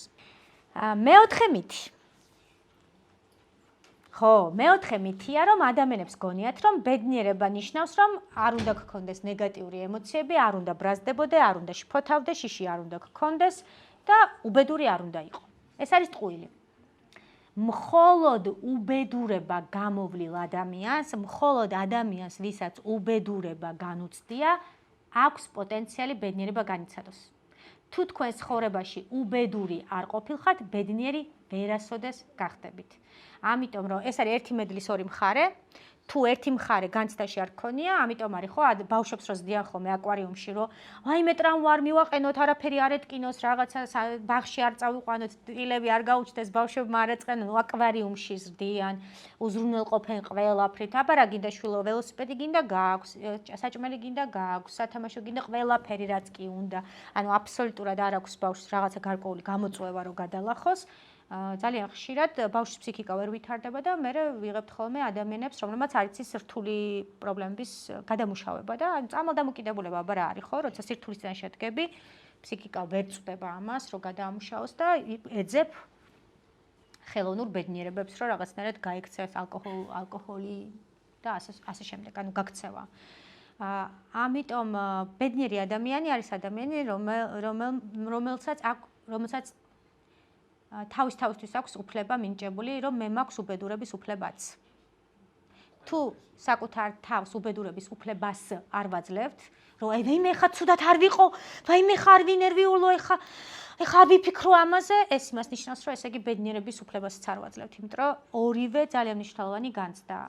განსაკუთრებით, როდესაც გარკვეული უბედურების წინაშე აღმოჩნდებით ხოლმე, რომ ცხოვრება ხომ მშვენიერია. სპეციალურად გვიგზავნის ხოლმე რაღაც ისტორიებს, იმისთვის რომ ჩვენ განვითარდეთ, იმიტომ რომ განვითარებისთვის ეს მნიშვნელოვანია, რომ რაღაც უნდა გადავლახოთ, ხო, რაღაც გამოწვევა. თუ ეს გამოცდილება უბედურების თქვენ მიიღეთ და გადაამუშავეთ, ეს იმას ნიშნავს, რომ დიდი პოტენციალი გაქვთ ბედნიერების გაცდის. და პირიქით. ძალიან უბედურ ადამიანებს თუ მოусმენთ, შეიძლება გული გაგისკდეთ. ანუ ერთიც დასანახია და მეორეც თუ გვინდა ჯანსაღი მდგომარეობა. ამიტომ მითია რომ ბედნიერი ადამიანები არ არიან უბედურები, პირიქით ბედნიერი ადამიანები სწორედ ის ადამიანები, ჩვენ მე ვეძახი ხოლმე ბედნიერ ადამიანებს ორჯერ დაბადებულ ადამიანებს.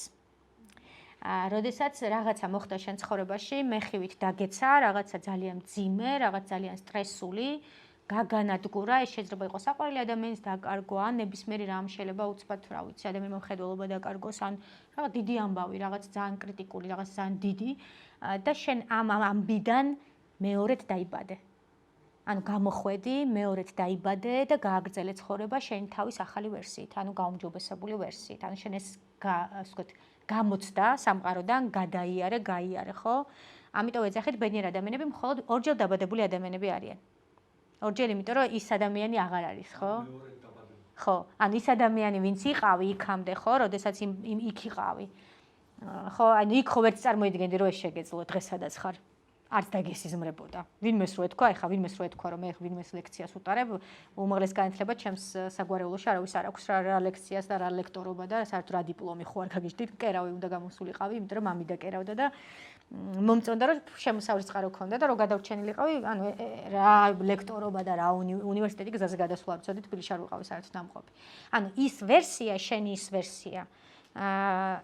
ის ვერსია, იმ ვერსიის მადლიერი ხარ, რომ აქ მოხვედი, ხო, ის რო არა, იმას ვერ გადალახავდი, იმიტომ რომ ხალხს გონია, რომ შენ რა გენაღვლება, ბედნიერების ტრენინგებს ატარებ და კარგით, გულში ვფიქრობ ხოლმე, რომ ოკეი. ხო, ასე რომ იცოდე, თუ ადამიანი ბედნიერია, ის არის ორჯერ დაბადებული ადამიანი, იმას გამოცდილი აქვს და იცის რა არის უბედურება. კარგად აქვს ეს განცდილი, განსხეულებული და გათავისებული. ჯანსაღი პოზიტიურობა, ამიტომ დავარქვით, რომ განსხივოსნებულობა არ ნიშნავს ბედნიერებას. ფსიქოთერაპიაზე რო დადის ადამიანი და სულ ბედნიერი დადის ეს პრობლემაა, იმიტომ რომ ტოქსიკური პოზიტიურობა, როცა აი უაზროთ რომ ადამიანი ყველაფრით ბედნიერდება და ნეგატივს რო საერთოდ ვერ ხედავს. იგივეა, რა მნიშვნელობა აქვს იგივე იქნები თუ აქ. კი, რა თქმა უნდა. არა, აი მაგალითად რაღაცა, ანუ საცობია აღარ შემიძლია რო ეუბნები და აი ხო, რა ვიცი, მე სამაგიერო და რაღაცა და სულ აი ამ მარტო პოზიტივს ხედავს.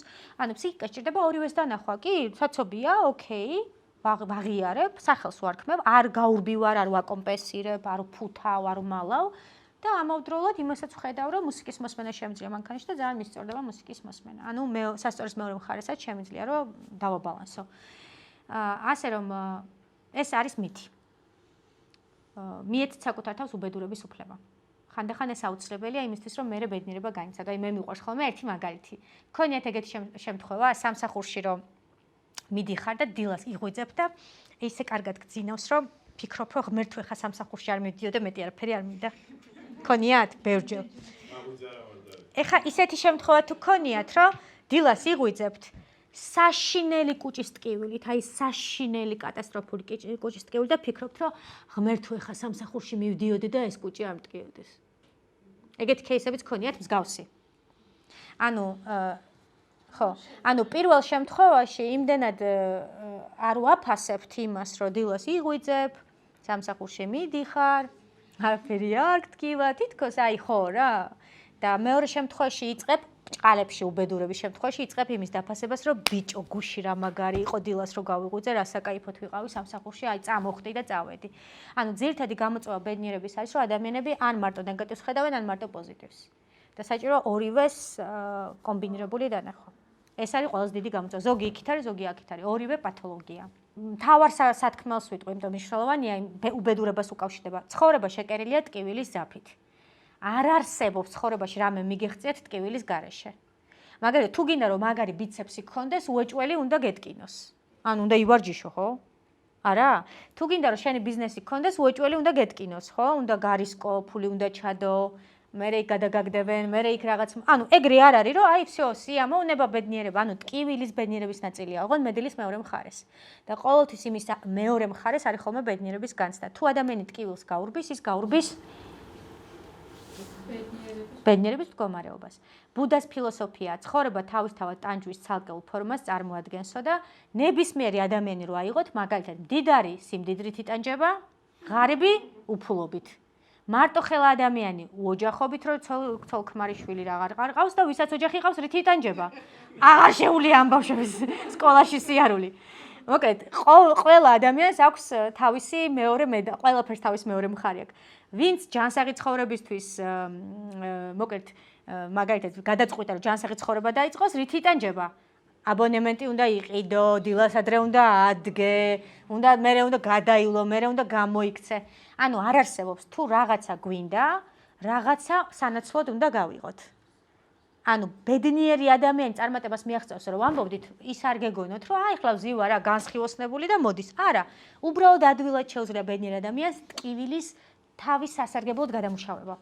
ანუ ტკივილი არ ხდება ეს პათოლოგიური აი გაქცევის დრამის და რაღაცა დრამაქვინო. პირიქით, ტკივილი მისთვის არის განვითარების პერსპექტივა. ფროიდი ამბობს, რომ როცა განვლილ წლებს გადახედავთ, ყველაზე შვენივრად ბრძოლაში გატარებული წუთები მოგეჩვენება. ცხოვრების ყველაზე საუკეთესო წამი როდია ახსავსეს სიხარული და წარმატებით. ანუ აი ყველაზე მეტად თავის დროზე რაც ტკივნეული იყო, დღეს გახსენდება ეს 90-იანები ტკბილად და ბედნიერად, იმიტომ რომ იმან რაღაც განვითარება მოიტანა, მაგრამ ვიღაცას არ ახსენდება, იმიტომ რომ განვითარება არ მოუტანა ვიღაცას. ის დარჩა იქ, რომ აღარ შემილია, რაღა დამემართა, რა უბედურება, ამერიკაში რომ დაუბედებულიყავ, ისეთი ბედნიერი ვიქნებოდი და ესე მისტირის იქ რაღაც ვერსიებს, რომელიც რეალობაში არ არსებობს.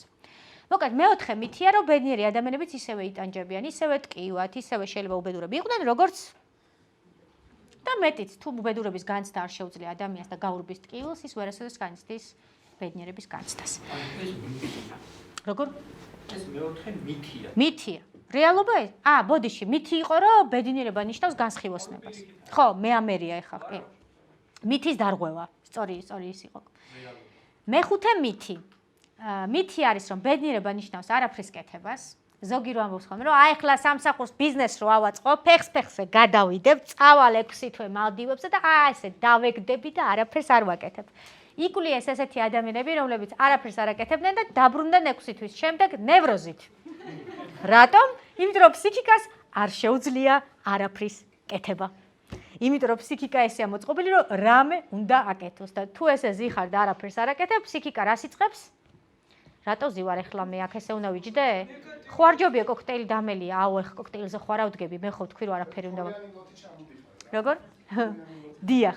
ამიტომ დაიმახსოვრეთ, არაფრის კეთებაში არ არის ბედნიერება. ბედნიერება არის კეთებაში. კეთებაში. პრობლემების გადაწყვეტაში, რაღაცა მოქმედებაში, რაღაცა ქცევის განხორციელებაში, ვარჯიშზე წასვლაში, ჯანსაღყოფის რაღაცა და ასე შემდეგ. ანუ უმოქმედობაში ბედნიერება არ არის, ესეთი უმოქმედო ადამიანები ნევროზები თუ ნევროზი გინდათ, ბედნიერების ამ ფორმულას გაყევით, იმიტომ რომ ეს მითია სამწუხაროდ. ბედნიერება მოაქვს პრობლემების გადაწყვეტას, ნებისმიერი რამე, რაღაც პრობლემა, ანუ ნებისმიერი რამე ითვლება, რომ პრობლემა, მაგალითად, ჯანსაღი ცხოვრების წესი პრობლემაა, აბა რა არის, დრო უნდა გამოყო, დილას ადრე უნდა ადგე, უნდა გადაიხადო, ყველას კი არ შეუძლია. ყველა კი ამბობს, კარგი ბიცეპსი მინდაო, მაგრამ ყველას არ შეუძლია. ანუ, მაგრამ ყველაზე მნიშვნელოვანი ბედნიერების ფორმულაში არის აირჩიოთ ისეთი პრობლემები, რომელთა გადაწყვეტაც თქვენ გსიამოვნებთ. მაგალითად, თუ ოჯახი და შვილები და ცოლი და ქმარი პრობლემაა, მაგრამ თუ ამის გადაწყვეტა გსიამოვნებს, ბედნიერებაა. თუ არ გსიამოვნებს, უბედურებაა. ყველას უნდა სასიყვარულო ჯანსაღი ურთიერთობები, მაგრამ არავის არ უნდა სანაცვლოდ ის რაღაცა დრამების გატარება და ემოციური საუბრები და იქ დაშორებები და იქ დრამები და ამბები, ხო? მაგრამ ამის გარეშე არ მოდის. ყველა ურთიერთობაში ეს აუცილებელია, რომ ურთიერთობა განვითარების ახალ ეტაპზე გადავიდეს. ანუ price benefit-ი ქართულად როგორ არის? რაღაცა თუ გინდათ, რაღაცა სანაცვლოდ უნდა გავიღოთ. ბიცეპსი გინდა, უნდა ივარჯიშო, დიდარი გინდა იყო, ღამეები უნდა ათენო, იმიტომ რომ საჭიროა და გარისკო. ხო, რაღაცა უნდა გადაიხადო. უბრალოდ აირჩიეთ ისეთი პრობლემები და ისეთი მიზნები, რომელთა გადაწყვეტაც გსიამოვნებთ. ამიტომ არის საზრისი მნიშვნელოვანი, იმიტომ რომ თუ ჩემი საზრისი ჩემი არ არის და ჩამიდეს, მაგალითად მე გამოვედი ბალერინა, იმიტომ რომ დედა ჩემი ოცნებობდა ბალერინობაზე, მაშინ ცხოვრება ხდება უბედური, იმიტომ რომ არ გიღირს. მაგრამ თუ მე მთელი ჩემი არსით ბალერინა დავიბადე, ძალიან რთულია ბალერინებისთვის ის ვარჯიში, ძალიან მტკივნეულია, ფეხები აქვს და მაგრამ кайფობს. იმიტომ რომ ეს არის მისია, ანუ მას სიამოვნებს ამ პრობლემის გადაჭრა. ექიმობაც საკმაოდ რთულია და თუ ეს შენი საზრისის ნაწილი ერთხელ ექიმების ტრენინგი მქონდა და ერთი კაცი მონება, რას ამბობ, მაიკო, ერთი კვირა ოპერაციას რო არ გავაკეთებ, ლომკა მაქვს. აიო, გიждდებიო, ხო, მეთქი არიღლებით და რაღაცა რა, ეს სტრესი მეთქი. რას ამბობ, მაიკო, პირიქითო რო არ მქონდეს ოპერაცია, მანდ გავიჟდები, იმიტომ რომ მისთვის ეს საზრისია, მაგრამ ვიღაც ექიმისთვის ეს არის პრობლემები, რომელიც გადაჭრაც მას არ სიამოვნებს. ანუ აირჩიეთ ისეთი პრობლემები, რომელთა გადაწყვეტაც გსიამოვნებთ. თუ ხო ბიცეპსი გინდათ? თვით რეალიზებას ეძებს მაგ ოპერაციაში ექიმი. მაგალითად მართლებს იმას, რომ გადადგა ნაბიჯების დროზე არასდროს. რამდენად ჯანსაღია მისი ეს ლომკა? უფრო ზუსტად რომ მითხრათ კითხვა, იმიტომ რომ რაღაცას ვერ მივხვდი. ოპერაციით მართლებს არასწორად გადადგმულ ნაბიჯს თუ ოპერაციისთვისაა დაბადებული? არასწორი ნაბიჯი ანუ იქ გავიგე, ინდიკატორი არის როგორ გზნობ თავს. თუ მაგალითად ხარ წარმატებული ექიმი, აღიარებული, უამრავი შემოსავლით, რიგი გიდგას და ხარ უბედური, კითხვა ჩდება, სად არის პრობლემა. იმიტომ რომ თუ დაბადებიდან შინაგანად შენი საზრისია, ანუ ეგეთი ის გაქვს ჩადებული, რომ შენ ამისთვის ხარ, ხო, იმიტომ რომ სამყაროში შემთხვევით ხარ მოვდივართ ყველას რაღაც შექმნის ის ჩაგვიდეს, ხო? რა ყველაში არის ეს უნიკალური რაღაც პროგრამა, რომ რაღაც შევქმნათ მანქანის შემკეთებელი, მანქანას აკეთებს ექიმი, კურნავს ფსიქოლოგი, თერაპიას აკეთებს. ყველას რაღაც ღირებულების შექმნა შეგვიძლია. ყოველ შემთხვევაში ჩადებული გვაქვს, ახლა უნდა ვიპოვოთ რა არის ჩვენი. მაგ შემთხვევაში кайფობ, არიღლები, პირიქით სიამონებას იღებ.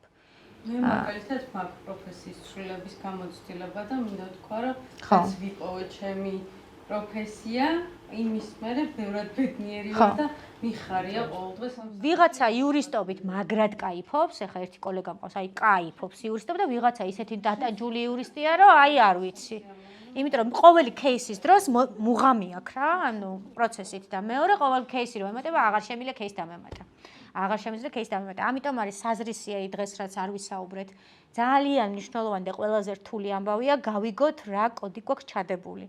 სამწუხაროდ ძველი თაობის წარმომადგენლებს მეტად, იმიტომ რომ ძველ თაობაში მეტად იყო არჩევანის შეზღუდვა. ანუ ირჩევდი იმ პროფესიას, იმ საქმიანობას, რომლითაც უნდა გადარჩენილიყავი. ახალ თაობას მეორე უკიდურესობა აქვს, ვერ გაუგიათ რა უნდათ, იმიტომ რომ ბევრი არჩევანი აქვთ. ერთ წუთში ფსიქოლოგობა უნდა, მეორე წუთში ექიმობა უნდა, მესამე, ანუ მეორე უკიდურესობაში ვართ, მაგრამ ეს უკიდურესობები მიგვიყვანს მერე ნორმამდე, იმიტომ რომ ნორმაზე მისასვლელი გზა გადის უკიდურესობებზე. ინდიკატორი არის ბედნიერი, ანუ ადამიანი როგორ გზნობს თავს. ფიზიკურად, ფსიქიკურად. всё. თუ ფსიქიკურად, ფიზიკურად სუდად არის და ჯანმრთელობის პრობლემა აქვს ფიზიკური და ფსიქიკური, ესე იგი რაღაცას ფსიქიკა ისეც აკეთებს, რაც მისი არ არის. ამიტომ მეტი ენერგია იხარჯება. რაც ჩვენია, იქ ენერგია არ გვეხარჯება, ანუ იქ პირიქით ენერგიით ვივსებით. მეექვსე მითი არის, რომ ადამიანი უნდა იყოს 24/7-ზე ბედნიერი. აბა, ახლა სხვანაირად როგორ? 24/7-ზე ბედნიერება და რომ მოდის შეკვეთაზე ფსიქოთერაპევტთან, აუ იცი რა მინდა რომ სულ ბედნიერი ვიყო 24/7-ზე, ყოველ დღე, ყოველ წამს, ცხოვრების ყველა ეტაპზე. ეს არის მითი, იმიტომ რომ აი აქ ხედავთ ფსიქიკური ჯანმრთელობის კონტინიუმს, რომელსაც აქვს 3 გრაფა. იქით ხედავთ ფსიქიკური დაავადებებია, ეს განზომილება წარმოიდგინეთ რა, ესეთი ხაზი. აქეთ არის ემოციური პრობლემები, სტრესები, აი ეს უმრავლესობა ადამიანების აქ ატარებს თავის ცხოვრებას და აქეთ ხედავთ კეთილდღეობა, ბედნიერების მდგომარეობა. ჩვენ ყველას ვინც აქ ვართ, ერთხელ მაინც გვაქვს გადაბიჯებული ფსიქიკურ დაავადებაში. ნაბიჯით. რაღაცა მოხდა ჩვენ ცხოვრებაში, რთული, რაღაცა кейსი დაგვემართა და გადავაბიჯეთ ფსიქიკურ დაავადებაში, ხო? თქვათ რაღაც პერიოდი ქონდა, ან დეპრესია, ან პანიკური შეტევა ერთხელ მაინც თუ ქონიათ, ან რაც თვითი აშლილობა, ან რაღაცა ნებისმიერი სახის. მაგრამ ჩვენ იმით განსხვავდებოდ ფსიქიკურად დაავადებული ადამიანებისგან, რომ ჩვენ გვაქვს რესურსი, უკან დავბრუნდეთ გარკვეული პერიოდის შემდეგ. მიხვდით? ფსიქიკური მენტალური ჯანმრთელობის პრობლემების მქონე ადამიანები, რომლებსაც დიაგნოზი აქვთ და ფსიქიატრიაში ხვდებიან, ისინი უბრალოდ უკან ვერ ბრუნდებიან და იქ მოძრაობენ შიგნით. რემისიის პერიოდში ერთი ნაბიჯი აქეთ, მაგრამ აქეთ ვერ გადმოდიან. ჩვენ გადმოვდივართ. ოღონდ კარგი საინტერესო ის არის, რომ გადავდივართ, იქიდან ჩვენ გადმოვდივართ უკვე ახალი აპდეიტებით. იმიტომ რომ ფსიქიკური ჯანმრთელობა და ფსიქიკური დაავადებაც მედლის ორი მხარეა. თუ შენი თავი ისტერიულ მდგომარეობაში არ გინახავს, დეპრესიაში არ გინახავს, პანიკური შეტევის დროს, მაგ დროს აღმოაჩენ თურმე რეები ხდება შიგნით, ხო, შენი თავი შესწავლაც ხდება. ადამიანების დიდი ნაწილი აი აქ ვატარებთ დროს, აი ამ სტრესის მდგომარეობაში. ხანდახან შვებულებაში რო წავალთ ხოლმე ერთ ნაბიჯს გადავდგავთ კეთილდღეობის მდგომარეობაში, 2 კვირით და მერე უკან წამოსვლა აღარ გვინდა. ეს არის პრობლემა. იმიტომ რომ ჩვენი ამოცანა რომ მეტად ვიმოძრაოთ აქეთ ცისფერ ზონაში, მარტო შვებულებაში კი არა, მეტად ვიმოძრაოთ, რომ მარტივი იყოს მერე ადაპტაცია.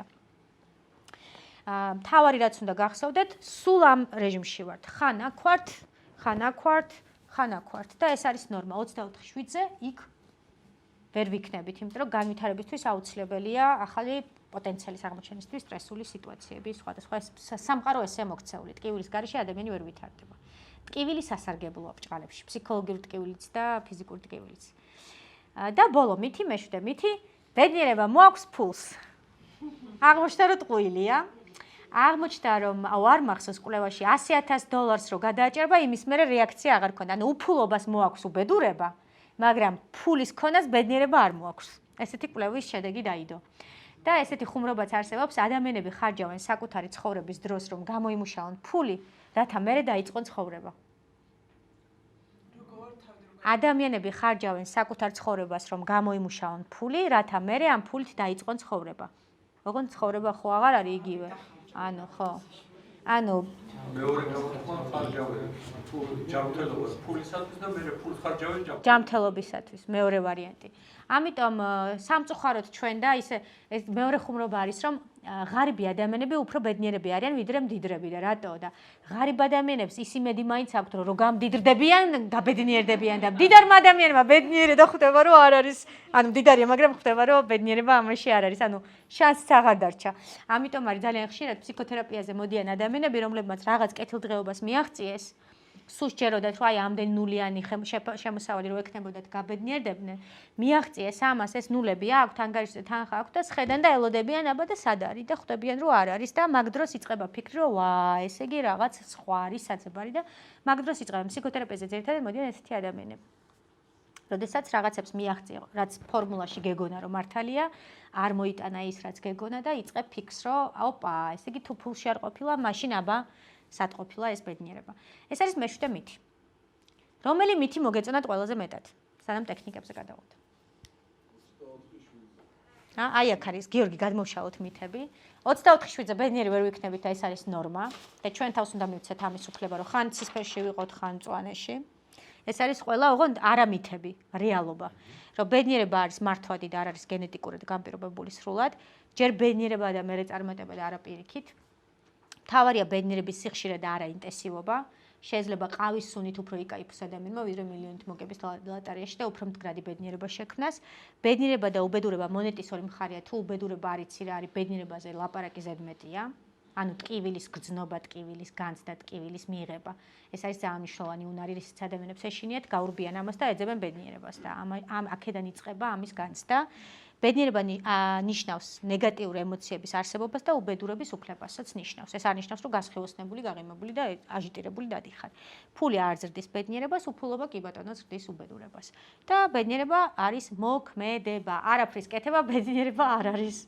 მაგ იმედით ვიყავი, მეთქი აი რო წავალ შვებულებაში დავისვენებ და კი როგორ არა, ვერ მოისმენ რაღაცა უნდა, ანუ ქმედებას, რაღაცის კეთებას, რაც მნიშვნელოვანია თქვენთვის.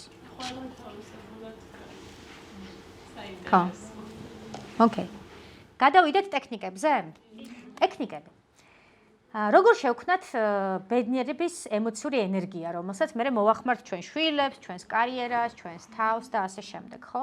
შეგვიძლია ბედნიერების შექმნა, ბედნიერების ფიზიოლოგიური მექანიზმის გამოყენებით, ეს არის ბედნიერების ჰორმონების კვარტეტი, ვინც სამედიცინო განათლებით ხართ ხსმენიათ, ენდორფინი, სეროტონინი, დოფამინი, ოქსიტოცინი. და ტექნიკებიც ამაზე იქნება მიბმული. პირველი ჰორმონი, რომელიც ბედნიერების განცდას იწვევს, საიდანაც მე შეგიძლიათ რომ გამოაცხოთ ბედნიერების მდგომარეობა, ეს არის ენდორფინი. ენდორფინი არის ბუნებრივი ნარკოტიკი, როდესაც ხელში ენდორფინი გამომუშავდება, ეს არის ბუნებრივი ტკივილ გამაყუჩებელი. ანუ გინდა ნიმესილი დაგილევია და გინდა ენდორფინი გამოსულა ორგანიზმში. ეს არის მიკროსკოპში, ნამდვილი ენდორფინია მიკროსკოპში, მართლა ოღონდ, არ არის სიმულაცია არ არის. აი ასეთები ვართ, როცა ჩვენს ხელში ენდორფინია. ანუ აი ესეთი მშვიდ, რომ მიხვდეთ რომელი ჰორმონია, თუ გქონიათ ეგეთი შემთხვევა, რაღაცა ძალიან დაღლილი დროს ხეთხართ სამსახურში და ან სახლში და ვიღაცა შემოვიდა რაღაც იხუმრა, გულიანად რომ გადაიხარხარებ და თითქოს მთელი ტვირთი მოგეხსნა და აი ეს მდგომარეობა გქონიათ? ეგ არის ენდორფინის გამოწვეული მდგომარეობა. როდის გამოიყოფა ენდორფინი, როგორ გააკეთოთ ეს ხელოვნურად? პირველი, ეს არის სიცილის თერაპია. საქართველოს და ქართველებს რაც არ გვაკლია იუმორია, პანდემია მე მგონი მაგით გადავლახეთ, იმიტომ რომ პანდემიის დროს თუ გახსოვთ რა ისინი იდებოდა მემები ქვია? ფეხბურთის მემები, რონალდო რო დაფრინავს ცაში და ჩვენი კვარა რო, ანუ ჩვენ გვაქვს ძალიან დიდი პოტენციალი ქართულ კულტურას იუმორის და სიცილის თერაპიის. სხვა კულტურებისგან განსხვავებით, მაგალითად გერმანიაში რო ვიყავი, არ ეცინებოდათ რაღაცებზე, თავისი იუმორი აქვთ. მე კიდე იმაზე არ მეცინებოდა. საქართველოში ეს გვაქვს დიდი დოზით. რაც გადაგვარჩინა, თუ გახსოვთ 90-იანებში მიხოდა ანეკდოტების კულტურის ხალხი ვართ. თუ გაქვთ საშუალება, ზოგჯერ ადამიანები სიცილის უფლებას არ აძლევენ თავის თავს. საერთოდ არ იყენებენ ამ რესურსს. სიცილზე სანამ რამეს ვიტყვი, კიდე ჩამოთვლილია ბევრი რამე, მაგრამ სიცილზე გავამახვილებ ყურადღებას, იმიტომ რომ ძალიან ძლიერი მექანიზმია ენდორფინის. დადებითი ინფორმაციის მიღება Facebook-ზე მონიშნეთ ისეთი გვერდები, რომელიც რაღაც პოზიტიურს აზიარებს ხალხო. უმრავლესობა არის სულ რაღაცა ნეგატიური ინფორმაცია. ვარჯიშის დროს რო გვტკივა კუნთები, ტკივილის პარალელურად გამოიყოფა ენდორფინის დიდი დოზა. ამიტომ არის ვარჯიშის პროცესი ძალიან მტკივნეულია, მაგრამ იქიდან გამოდიხარ მეორე სუნთქვას რო ვეძახით. აი მეორე დაბადებული თითქოს იმ წუთში გაიღვიძე, ვინც ფიზიკური აქტივობით ხართ დაკავებული. ფიზიკურ აქტივობაში მარტო ჯიმში ვარჯიშს არ გულისხმობ, ფეხით სიარულსაც გულისხმობ, როცა ფეხით სიარულის მერე მიდიხარ სახლში თითქოს ახალი ენერგიით სავსე. შავი შოკოლადი, საკვები, რომელიც გსიამოვნებთ, კომედიური ფილმის ყურება, სექსი. 30 წუთიანი ვარჯიში, ანუ ფეხით სიარული და ფიზიკური აქტივობა სისხლში ენდორფინების კონცენტრაციას 5-7 ჯერ მეტს გამოყოფს. ანუ რამხელა ენერგიის წყაროს ვიღებთ, ხო, ენდორფინის თვალსაზრისით. რაც შეეხება სიცილის თემას, რატომ არის მნიშვნელოვანი, ვისაც გინდათ ბედნიერების პროვოცირება. საშუალოდ 5 წლის ბავშვი იცინის დღეში 150 ჯერ და 45 წლის ადამიანი მხოლოდ 5 ჯერ დღეში. ანუ ხვდებით ხო, ასაკის მატებასთან ერთად როგორი პროგრესი გვაქვს. ბავშვის ფსიქიკური განვითარებისთვის სიცილი აუცილებელია, ანუ მისი ფსიქიკა ვითარდება, იმიტომ რომ ენდორფინები და სხვა მექანიზმები ამას ხელს უწყობს. დასრულ ადამიანს ხა განვითარება რაღაც გვინდაო და ამიტომ თუ შანსი გაქვთ, თუ ორგანიზაციაში იუმორი მოსულა, თუ შანსი გაქვთ, რომ ისეთ სამეგობრო წრეში მოხვდეთ, სადაც იუმორი მოსულა, ჯანსაღი იუმორი, ჩათვალეთ, რომ თქვენ არ მოგეკარებათ სტრესი და ჯანმრთელობაც ხანგრძლივ იქნება. მეცაც ვიტყვი, იმდენად პოზიტიური შედეგები აქვთ სიცილს, რომ მარტო ეს განვიხილე ენდორფინებში, რომ წაიკითხოთ. ფიზიკური ჯანმრთელობის კუთხით კვლევებია, ოღონდ ბევრი კვლევა გავაერთიანე, რომ ცალ-ცალკე არ მეთქვა. იმუნიტეტს აძლიერებს, იმიტომ რომ ენდორფინები სტრესის ჰორმონს კორტიზოლს ჩარეცხავს და ანეიტრალებს. კუნთურ დაძაბულობას ხსნის, აი თუ გაქვთ ხოლმე შემთხვევა სამსახურს მერე თითქოს ლოდებს ატარებთ სიმძიმეს. ამას ხსნის. გულის პრობლემების პრევენციას აკეთებს, იმიტომ რომ სიცილის დროს ჩართულია დიაფრაგმა და გულსის საღვთა სისტემა. ფსიქიკური ჯანმრთელობის კუთხით შიში და შფოთვა მცირდება, სტრესმედეგობა იზრდება და სოციალური ურთიერთობის მხრივ ოჯახში, ურთიერთობებში, სამსახურში, სადაც იუმორი მოსულა, კონფლიქტი ნაკლებია. რატო? იმიტომ რომ განტვირთვა ხდება, სტრესისგან დაცლა ხდება და ადამიანები ერთმანეთს აღარ ჭამენ. მოკლედ, პირველი ჰორმონი არის ენდორფინი. ძალიან მარტივი, არ დაელოდეთ მილიონის მოგებას ლოტერეაში, კიდე რაღაც შვილიშვილების დაოჯახებას, უბრალოდ შედით, სლაიდები ნახეთ. ნამდვილი შავი შოკოლადი არის მწარე, ბევრი არ შეიძლება. ანუ ნამდვილი დიდი მოცულობით უნდა შეიცავდეს კაკაოს, იმიტომ რომ ენდორფინების აქტივაციას იწვევს კაკაო. და ბევრი არ შეიძლება, ანუ პატარა ერთი ფილა არის საკმარისი. და ძალიან მწარეც არის, ხო. ხო. ამიტომ პირველი რეკომენდაცია, ვისაც გინდათ რომ დღის განმავლობაში შექმნათ ეს სისტემაში ბედნიერების ენერგია, არის ენდორფინების აქტივაცია. მეორე, ოქსიტოცინი. ეს არის სიყვარულის ჰორმონი, ყველაზე რომანტიკული ჰორმონია. ძუძუთიკვების დროს ბავშვს რო ვერ აშორებენ დედას, ამით არის განპირობებული, ასევე არის ურთიერთობების წებო, ანუ ურთიერთობების ჰორმონი. ოქსიტოცინი ასევე არის ბედნიერების ჰორმონი, რომელიც გამოიყოფა, აი თუ გქონიათ ეგეთი განცდა, რომ მიხვდეთ რა რომელია. რაღაც ძალიან ცუდად რო ხართ და ვიღაცა მხარზე რო ხელს დაგადებს და გეტყვის რომ ყველაფერი კარგად იქნება, ან ჩაგეხუტება. ან სახში რომ მიდიხარ და ბავშვს რო ჩაეხუტები და თითქოს მთელი სამყარო შეიცვალა. ეს არის ოქსიტოცინის ეფექტი. ბედნიერების მეორე ჰორმონია, რომელიც ყველას გვჭირდება იმისთვის, რომ კარგად ვიგრძნოთ თავი, გამოიყოფა ფიზიკური კონტაქტი, აი მოფერება, ჩახუტება, ხელის ჩაკიდება, მხარზე ხელის დადება. ამ კუთხით ვიტყვი ყველაზე მარტივ რეკომენდაციას. მასაჟი, სხეულის მასაჟი. ადამიანებს გონიათ, რომ ეს არის ფუფუნება. ეს არ არის ფუფუნება, ეს არის აუცილებლობა, იმიტომ რომ სხეულის, ოღონდ ის მასაჟი არა, ის სარელაქსაციო მასაჟები რო არის, ხელებს რო გითათმებენ, არა. სპორტული მასაჟი, რა დროსაც ხდება სხეულის წერტილების და კუნთების აქტივაცია, იწვევს დიდი რაოდენობით ოქსიტოცინის გამოყოფას, მათ შორის ენდორფინის გამოყოფას, რომ კუნთის აქტივაცია ხდება და კორტიზოლი კუნთებიდან სტრესის ჰორმონი გამოდის. ეს არის ძალიან მნიშვნელოვანი მექანიზმი. თვეში ერთხელ ან სამ თვეში ერთხელ შვებულებას ნუ დაელოდებით, აჩუქეთ თქვენ თავს სპორტული მასაჟი. სხეულის მთლიანი აქტივაციისთვის, იმიტომ რომ ფსიქიკა და სხეული განუყოფელია და სხეულში არის გაჭედილი ჩვენი სტრესის ჰორმონები. და გამოაქვს. სასიამოვნო არ არის, მტკივნეულია.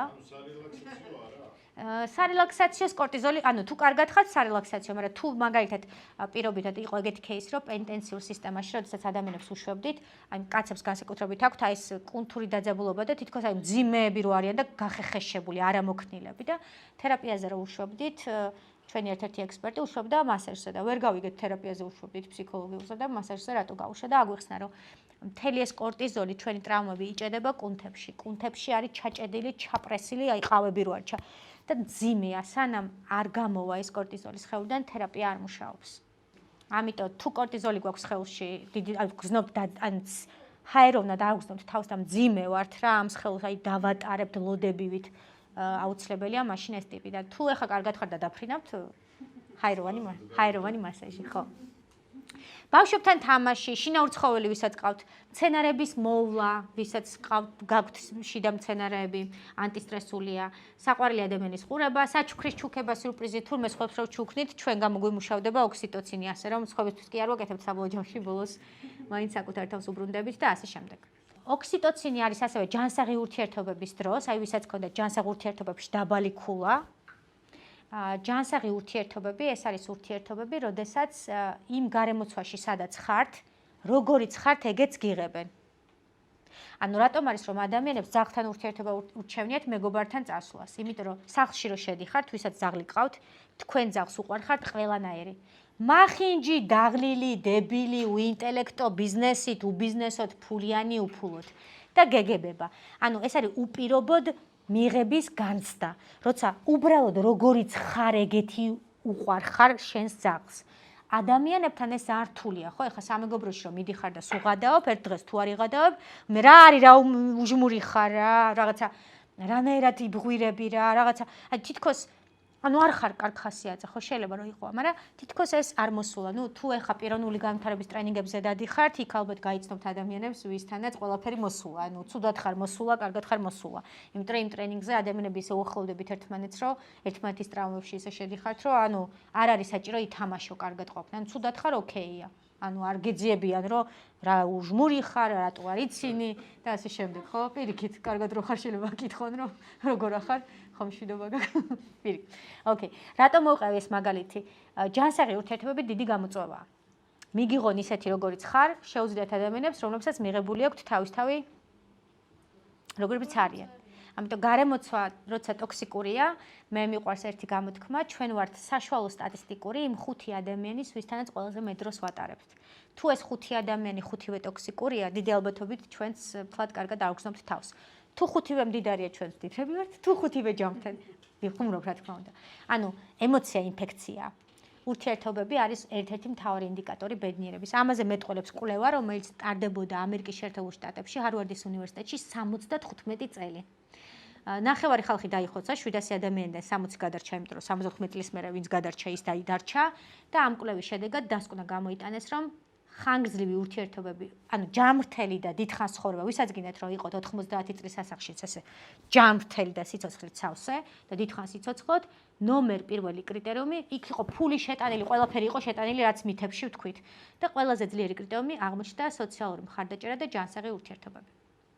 პირად ცხოვრებაში ოჯახში ჯანსაღი ურთიერთობა დედასთან, მამასთან, დასთან, ძმასთან, ადამიანებთან, რომელსაც ჩვენ ვერ ვირჩევთ და არაპირად ადამიანებთან, რომელსაც ჩვენ ვირჩევთ, სამეგობრო და ასე შემდეგ. ჰარვარდის კვლევამ ეს დაამტკიცა და მეტიც რო შეადაროთ რამხელა როლი აქვს ჯანსაღ ურთიერთობებს, კორელაციური კავშირი წამოვიღე, ძალიან საინტერესო. ჯანსაღ ურთიერთობებსა და ბედნიერებას შორის კორელაცია არის 0 და 71, ხოლო მოწევასა და კიბოს შორის 0 და 37. წარმოიდგინეთ, მოწევა უფრო ნაკლები შანსია გამოიწვევდეს კიბოს, ვიდრე ჯანსაღი ურთიერთობები ბედნიერებას გამოიწვევს. ანუ რამხელა განსხვავება, რამხელა როლი აქვს ჯანსაღ არატოქსიკურ ურთიერთობებს ბედნიერების განცდაში. ანუ რო შეგედარებინათ უბრალოდ.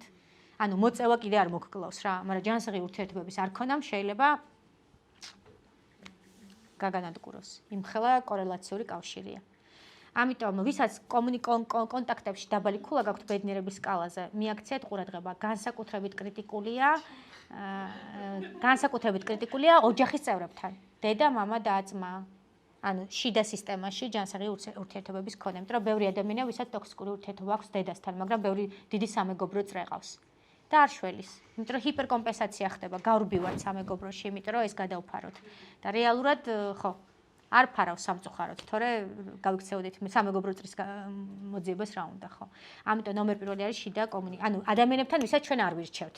ეს არის შვილი, დედა, მამა და ძმა. სისხლის ნათესავები ჩვენ ხო არ ვირჩევთ, ხა მეგობარს ვირჩევთ, დღეს ერთად მეგობრობ, თქვა ხვალ სხვასთან, მაგრამ ნუ იმ ადამიანებს ჩვენ ვერ ვირჩევთ, ის გადაწყვეტილია აზევით, რომ ეს არის შენი დედა, ეს არის შენი მამა, ეს არის შენი ძმა, ეს არის შენი და ასე შემდეგ. მეტი ცხუმრობაც არსებობს, რომ თუ მე მაინტერესებს თქვენი ბედნიერების ხარისხი, არაფერს არ კითხავთ, არც შემოსავალს არაფერს, უბრალოდ კითხავთ თქვენი სოციალური წრე როგორია. ეს საკმარისია. დედასთან როგორი ურთიერთობა გაქვთ, მამასთან როგორი, და-ძმასთან როგორი ურთიერთობა გაქვთ და რა წრეში ტრიალებთ. ვინ არიან ეს ადამიანები?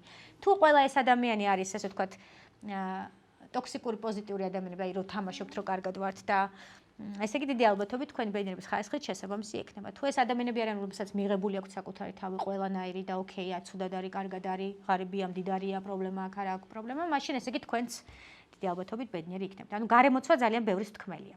ემოცია არის ინფექცია, ადამიანები ერთმანეთს ვაინფიცირებთ. მე თქვენ მე ურთიერთობებში სულ ინფიცირების პროცესი. თავდაჯერებულ ადამიანთან ურთიერთობთ, თავდაჯერებულობით გაინფიცირებთ. ტოქსიკურ ადამიანთან ტოქსიკურობით გაინფიცირებთ. ყოველთვის მიაქციეთ ყურადღება, ვისთან გაქვთ კონტაქტი. ბულერთან სხვანაირად ინფიცირდებით, ანუ ადამიანების გარემოცვას ძალიან დიდი როლი აქვს ამ მხრივ. ეს იყო ოქსიტოცინის, სიყვარულის ჰორმონი, ურთიერთობების ჰორმონი. ანუ თუ ენდორფინში მთავარი იყო სიცილი, ფიზიკური აქტივობა, სექსი, ოქსიტოცინში არის ურთიერთობების ზრუნვა. ყვავილებზე, ცხოველებზე, ადამიანებზე. მესამე არის სეროტონინი. სეროტონინი იცით რომელია? თუ გახსენდებათ, ეხლა მეტყვით იშვიათად.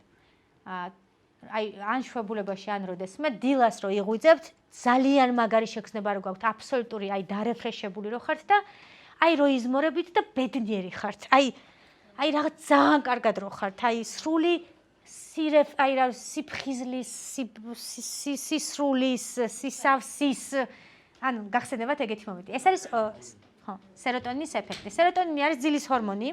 იმ ადამიანებს, ვისაც ძილის დარღვევა გაქვთ, სეროტონინის დეფიციტის პირობებში გვიწევს ბედნიერების განცდის გამოცხობა, რაც ძალიან რთულია.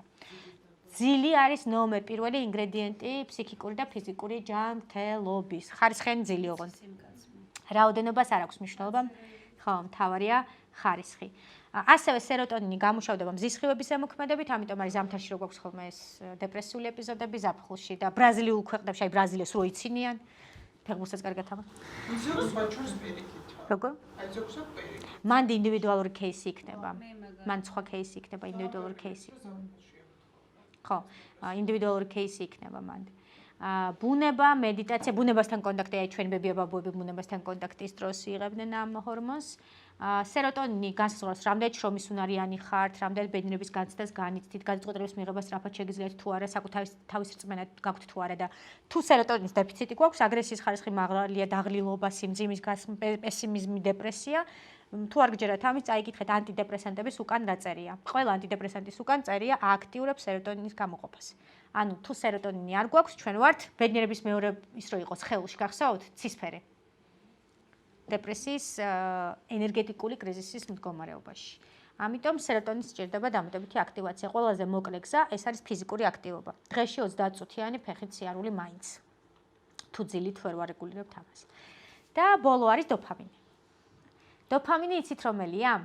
სამსახურში ძალიან რაღაც მნიშვნელოვანი საქმე რო გაქვთ, მეილზე გადასაგზავნით და მაგრად გეზარებათ რა და to-do-list-ში გადაწერ ერთხელ, გადაწერ ორჯერ, აი არ გინდა ამის გაკეთება და ყველაფერს აკეთებ, ოღონდ ეგ არ გააკეთო და ნუ ეხა უნდა გააკეთო და როგორც იქნა ბოლოს მიადექით იმ დოიმას, რა ქვია, ამოცანას და დაჯექით, იწამეთ, იტანჯეთ და დააჭირეთ სენს. და რო დააჭირეთ სენს და გაიგზავნა. ანუ და გადახაზეთ ბლოკნოტში. აი ეგ განცდა. განცდა არის დოფამინის ეფექტი, ეს არის დაჯილდოების, мотиваციის ჰორმონი. და როდესაც ამის დეფიციტი გვაქვს, ადამიანი мотиваციას არ გზნობს, მოქმედების განხორციელება არ უნდა, უმოქმედოა, ერთ ადგილას არის და ნერვიულობს. გამოიყოფა მაშინ, როცა ადამიანებს აქვთ ჰობი. ჰობის დროს, მაგალითად, რაღაცას ჰობის გამო რო აკეთებთ, მაგალითად, არც ფეხბურთის თამაში იქნება, ცეკვაზე სიარული იქნება, კიდე რა ვიცი, ძაძვა, ქარგვა, ქსოვა, ფოტოების გადაღება. ამიტომ არის ჰობი ერთ-ერთი მთავარი ფაქტორი, ბედნიერ ადამიანებს აუცილებლად აქვთ ნომერ პირველი ინდიკატორი არის ჰობი. არ არსებობს ბედნიერი ადამიანი, რომელსაც ჰობი არ აქვს. არ არსებობს, ანუ უეჭველი რაღაცას. ან მარკებს აგროვებს, ან რაღაცას ხატავს, ან რაღაცა შვება. ისე უბრალოდ სიამოვნებისთვის და არა შემოსავლის წყაროდ. რაღაცა წარმატებების ზეიმობა, მუსიკის მოსმენა, სასიამოვნო საქმეების მირთმევა, დადებითი მომენტების გახსენება, თვითზრუნვა, საკუთარ თავზე ზრუნვა, როცა თქვენ აი მათ შორის რაღაცა რაც გსიამოვნებს იმას, რომ თქვენ თავს უკეთებთ, აქტიურებს დოფამინის გამოყოფას. ყველაზე ეფექტური საშუალება ბედნიერების მდგომარეობის შექმნის და გამოწყობის არის მადლიერების პრაქტიკა. მადლიერების დროს გამოიყოფა 3 ბედნიერების ჰორმონი ერთდროულად: სეროტონინი, დოფამინი და ოქსიტოცინი. ვისაც გინდათ მოკლედ და მარტივად და სწრაფად, მაშინ ყოველდღიურ რუტინაში დილას ადრე, ძილის წინ საღამოს დანერგეთ პრაქტიკა მადლიერების. მადლიერების პრაქტიკა ნიშნავს, რომ ან წერა ყველაზე ისეთია ხოლმე, ეფექტური, იმიტომ რომ ტვინი ხელიც მე ჩართულია კუნთური აქტივაციის დონეზე. ჩამოწერეთ, რისთვის ხართ მადლიერი. ეხლა რას აკეთებს ეს? გახსოვთ ის რომ მოვყევი ნევროზების кейსი რო იყო. რა ვიცი, მუშაობ, შვილები მყავს. ადამიანებს გვაქვს საოცარი ადაპტაციის უნარი, შეგვიძლია შევეჩვევთ ცუდსაც და კარგსაც. ადამიანები ისე ეჩვევიან მხედველობის დაკარგვას, თითქოს ვერასოდეს ხედავდნენ ცხოვრებაში. ანუ ჩვენ ადაპტირდება ფსიქიკა ყველაფერთან, ცუდთანაც და კარგთანაც. ისე მივეჩვევთ დღეს რაც გაგვაჩნია, გეგონება ეს უქონდა. და თავის დროზე არც გვიოცნებია, რომ საკუთარი ბიზნესი, რაღაცა კონკრეტული დაწინაურება, ხო ვოცნებობდით, მაგრამ მივახციეთ და მივეჩვევთ. მადლიერების პრაქტიკა აკეთებს იმ ჩვენი ფსიქიკის და სხეულის მიერ მიღწეული საკითხების აღიარებას, იმიტომ რომ ფსიქიკამ მეტი ენერგია მოგცეთ. პლუს 3 ძირითადი ჰორმონით გვამარაგებს ენერგიის. ნებისმიერი რამისთვის შეიძლება იყოთ მადლიერი, ამის ტექნიკა დევს ჩვენთან დრაივზე და ანუ ყველაზე მარტივი არის, შეგიძლიათ გადმოწეროთ აპლიკაციებიც არსებობს ამის, ან ტელეფონში გააკეთოთ ეს, ან ბლოკნოტი გქონდეთ თქვენი და ჩამოწეროთ რისთვის ხართ მადლიერი. ყოველ დღე. თუ ეს ერთჯერადი არ მუშაობს, ფსიქიკას უყვარს კონსისტენტობა, მუდმივობა. თავიდან არის რთული ამის გაკეთება და მე ისეთ ჩვევაში გადაგივართ, რომ დილას რო გაიღოიძებ, წყლის დალევასთან ერთად ავტომატურად რეალურ кейსს ჩემ მაგალითს ვყვები, ავტომატურად წამოგივად თავში მადლიერების გაცდა. ყოჩახ. 21 დღის პრაქტიკის მერე ჩვევაში გადადის კაიზენს თუ გამოიყენებს. წყლის დალევა დავიწყეთ თქვენი ტრენინგის მერე კაიზენის ტექნიკით, ხო. 21 დღე რთულია ხოლმე, თავიდან მე რო დავიწყე ჩამოწერა, აი ძალიან ხელოვნური ვიყავი რა, ვითომ მადლიერი ვარო, ჯამთელი ვარ. ოღონ როგორიცი, აი ხელოვნურად რო წერ რა, აი რო ვერ გძნობ ამას. მე არა, ჯამთელი ვარო, მართლა ვწერდი, მაგრამ არ განვიცდიდი. არა, ხო, მადლიერი რო არ ხარ და წერ და მადლიერი ვარ, რო სახლი მაქვს. მართლა? ხო, ესე იგი მანდ რაღაც სხვა არის. მართლა? თქვენ რავი, მე დროს ლარი ვიყავი და ხო, ანუ თქვენც ორჯერ დაბადებული ადამიანი ხართ. ყველაფერი და ძალიან კარგი. ეს თავის და ერთ-ერთი წარმატებული საიდუმლოა მადლიერების წერა. ხო. დილა საღამოს. დღესდღეობით ვერ გეტყვი რომ ყოველ დღე წერ, მაგრამ სიტყვით მაინც. ხო, ანუ შეიძლება არ დაწერო, მაგრამ ტვინში გააქტიურება ხდება. სისტემატურად წერდი. მაშინაც როცა არაფერს მადლიერი ვიყავი საერთოდ. ხო, ანუ თუმ წერეო ესე მითხრა. კი, თავიდან ხელოვნურია ხოლმე და დროთა განმავლობაში, მაგალითად, როდესაც გადახედავ და გიწერე რომ მადლიერი ხარ, ჯამთელი ხარ და რაღაცა პერიოდის მერე უცბად გაიგერო, რაღაცა ხა ჯამთელობაც ხო არ არის გარანტირებული. ცუდი რაღაც ჩემ. ანუ მე იწყებ ამის განცდას, რომ როგორი, ანუ ფსიქიკა, ანუ იდეა არის, რომ საითაც იყურები, იქით მიდიხარ. თუ მადლიერებისკენ იყურები, ფსიქიკა მეტ პოზიტივს აპროვოცირებს და შესაბამისად მეტად ხედავს ამ დადებით მომენტებს. აი, გამოსაცხობად რო გვინდოდა რთულს, რომ ცუცხო მარტივად ვაცხობთ და კარგი შემჩნევას მეტი ენერგია ჭირდება. ანუ მადლიერების მოუდზე როცა ტვინი მუშაობს, ადვილად ამჩნევს პოზიტივს. შეიძლება მაგალითად რაღაც მომენტში რომ მიწერია, რომ მადლიერი ვარო, სახლი მაქვს, ანუ ისე დავწერე რა, არ ვარ მადლიერი, ანუ ვერ ვგრძნობ. მაგრამ მე უცბად შევხვდი ადამიანს, რომელმაც მითხრა, რომ უკვე 2 წელია ქირი ცხოვრობს და უბრალოდ აღარ შეუძლია ქირიდან ქირამდე მუშაობა და ოპა, წამოიღო ეს შეგრძნება, როგორი მნიშვნელოვანი შეგრძნება. ანუ შეიძლება იმ მომენტში არ გრძნობდე, მაგრამ ხო.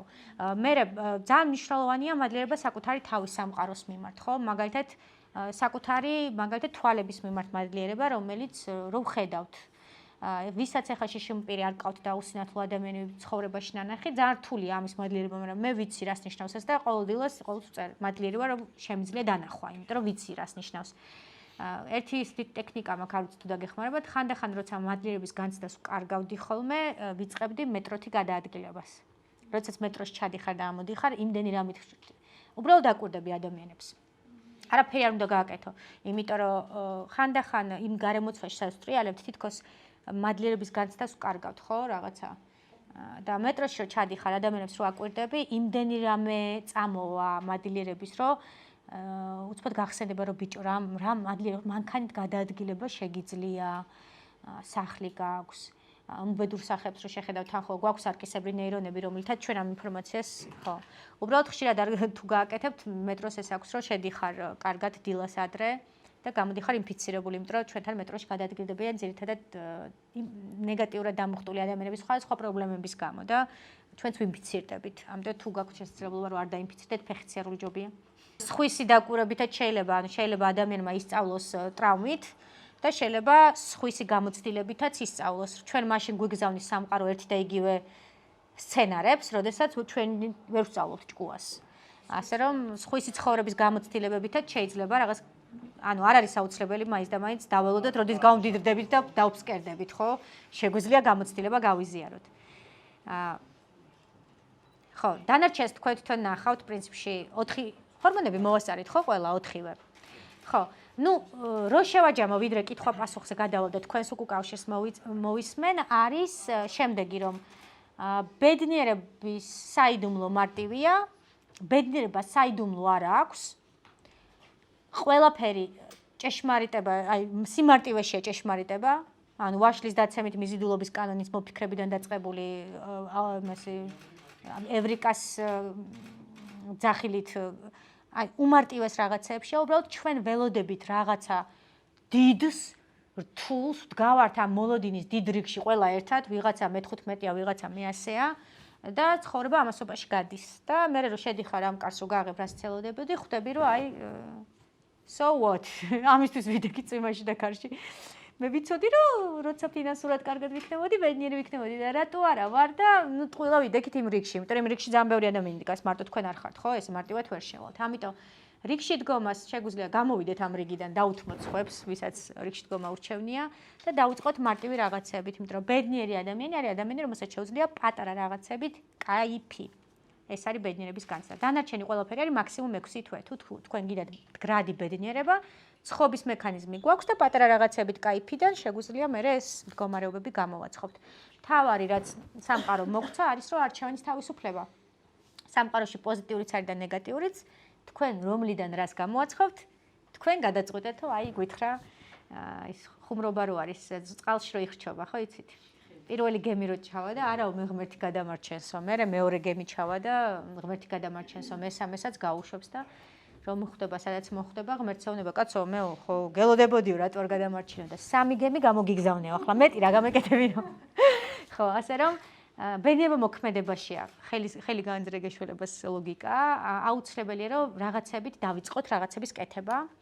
საკუთარი ფსიქიკის და სხეულის შესწავლა, იმიტომ რომ სამყარომ რაც მოგცა, ეგ არის ფსიქიკა და სხეული. ვიცოდეთ როგორ მუშაობს, რა ჭირდება, ვიზრუნოთ, ჩავდოთ ინვესტიცია, საკუთარ თავში ჩადებული ინვესტიცია 10-ჯერ უფრო return ამოგებადია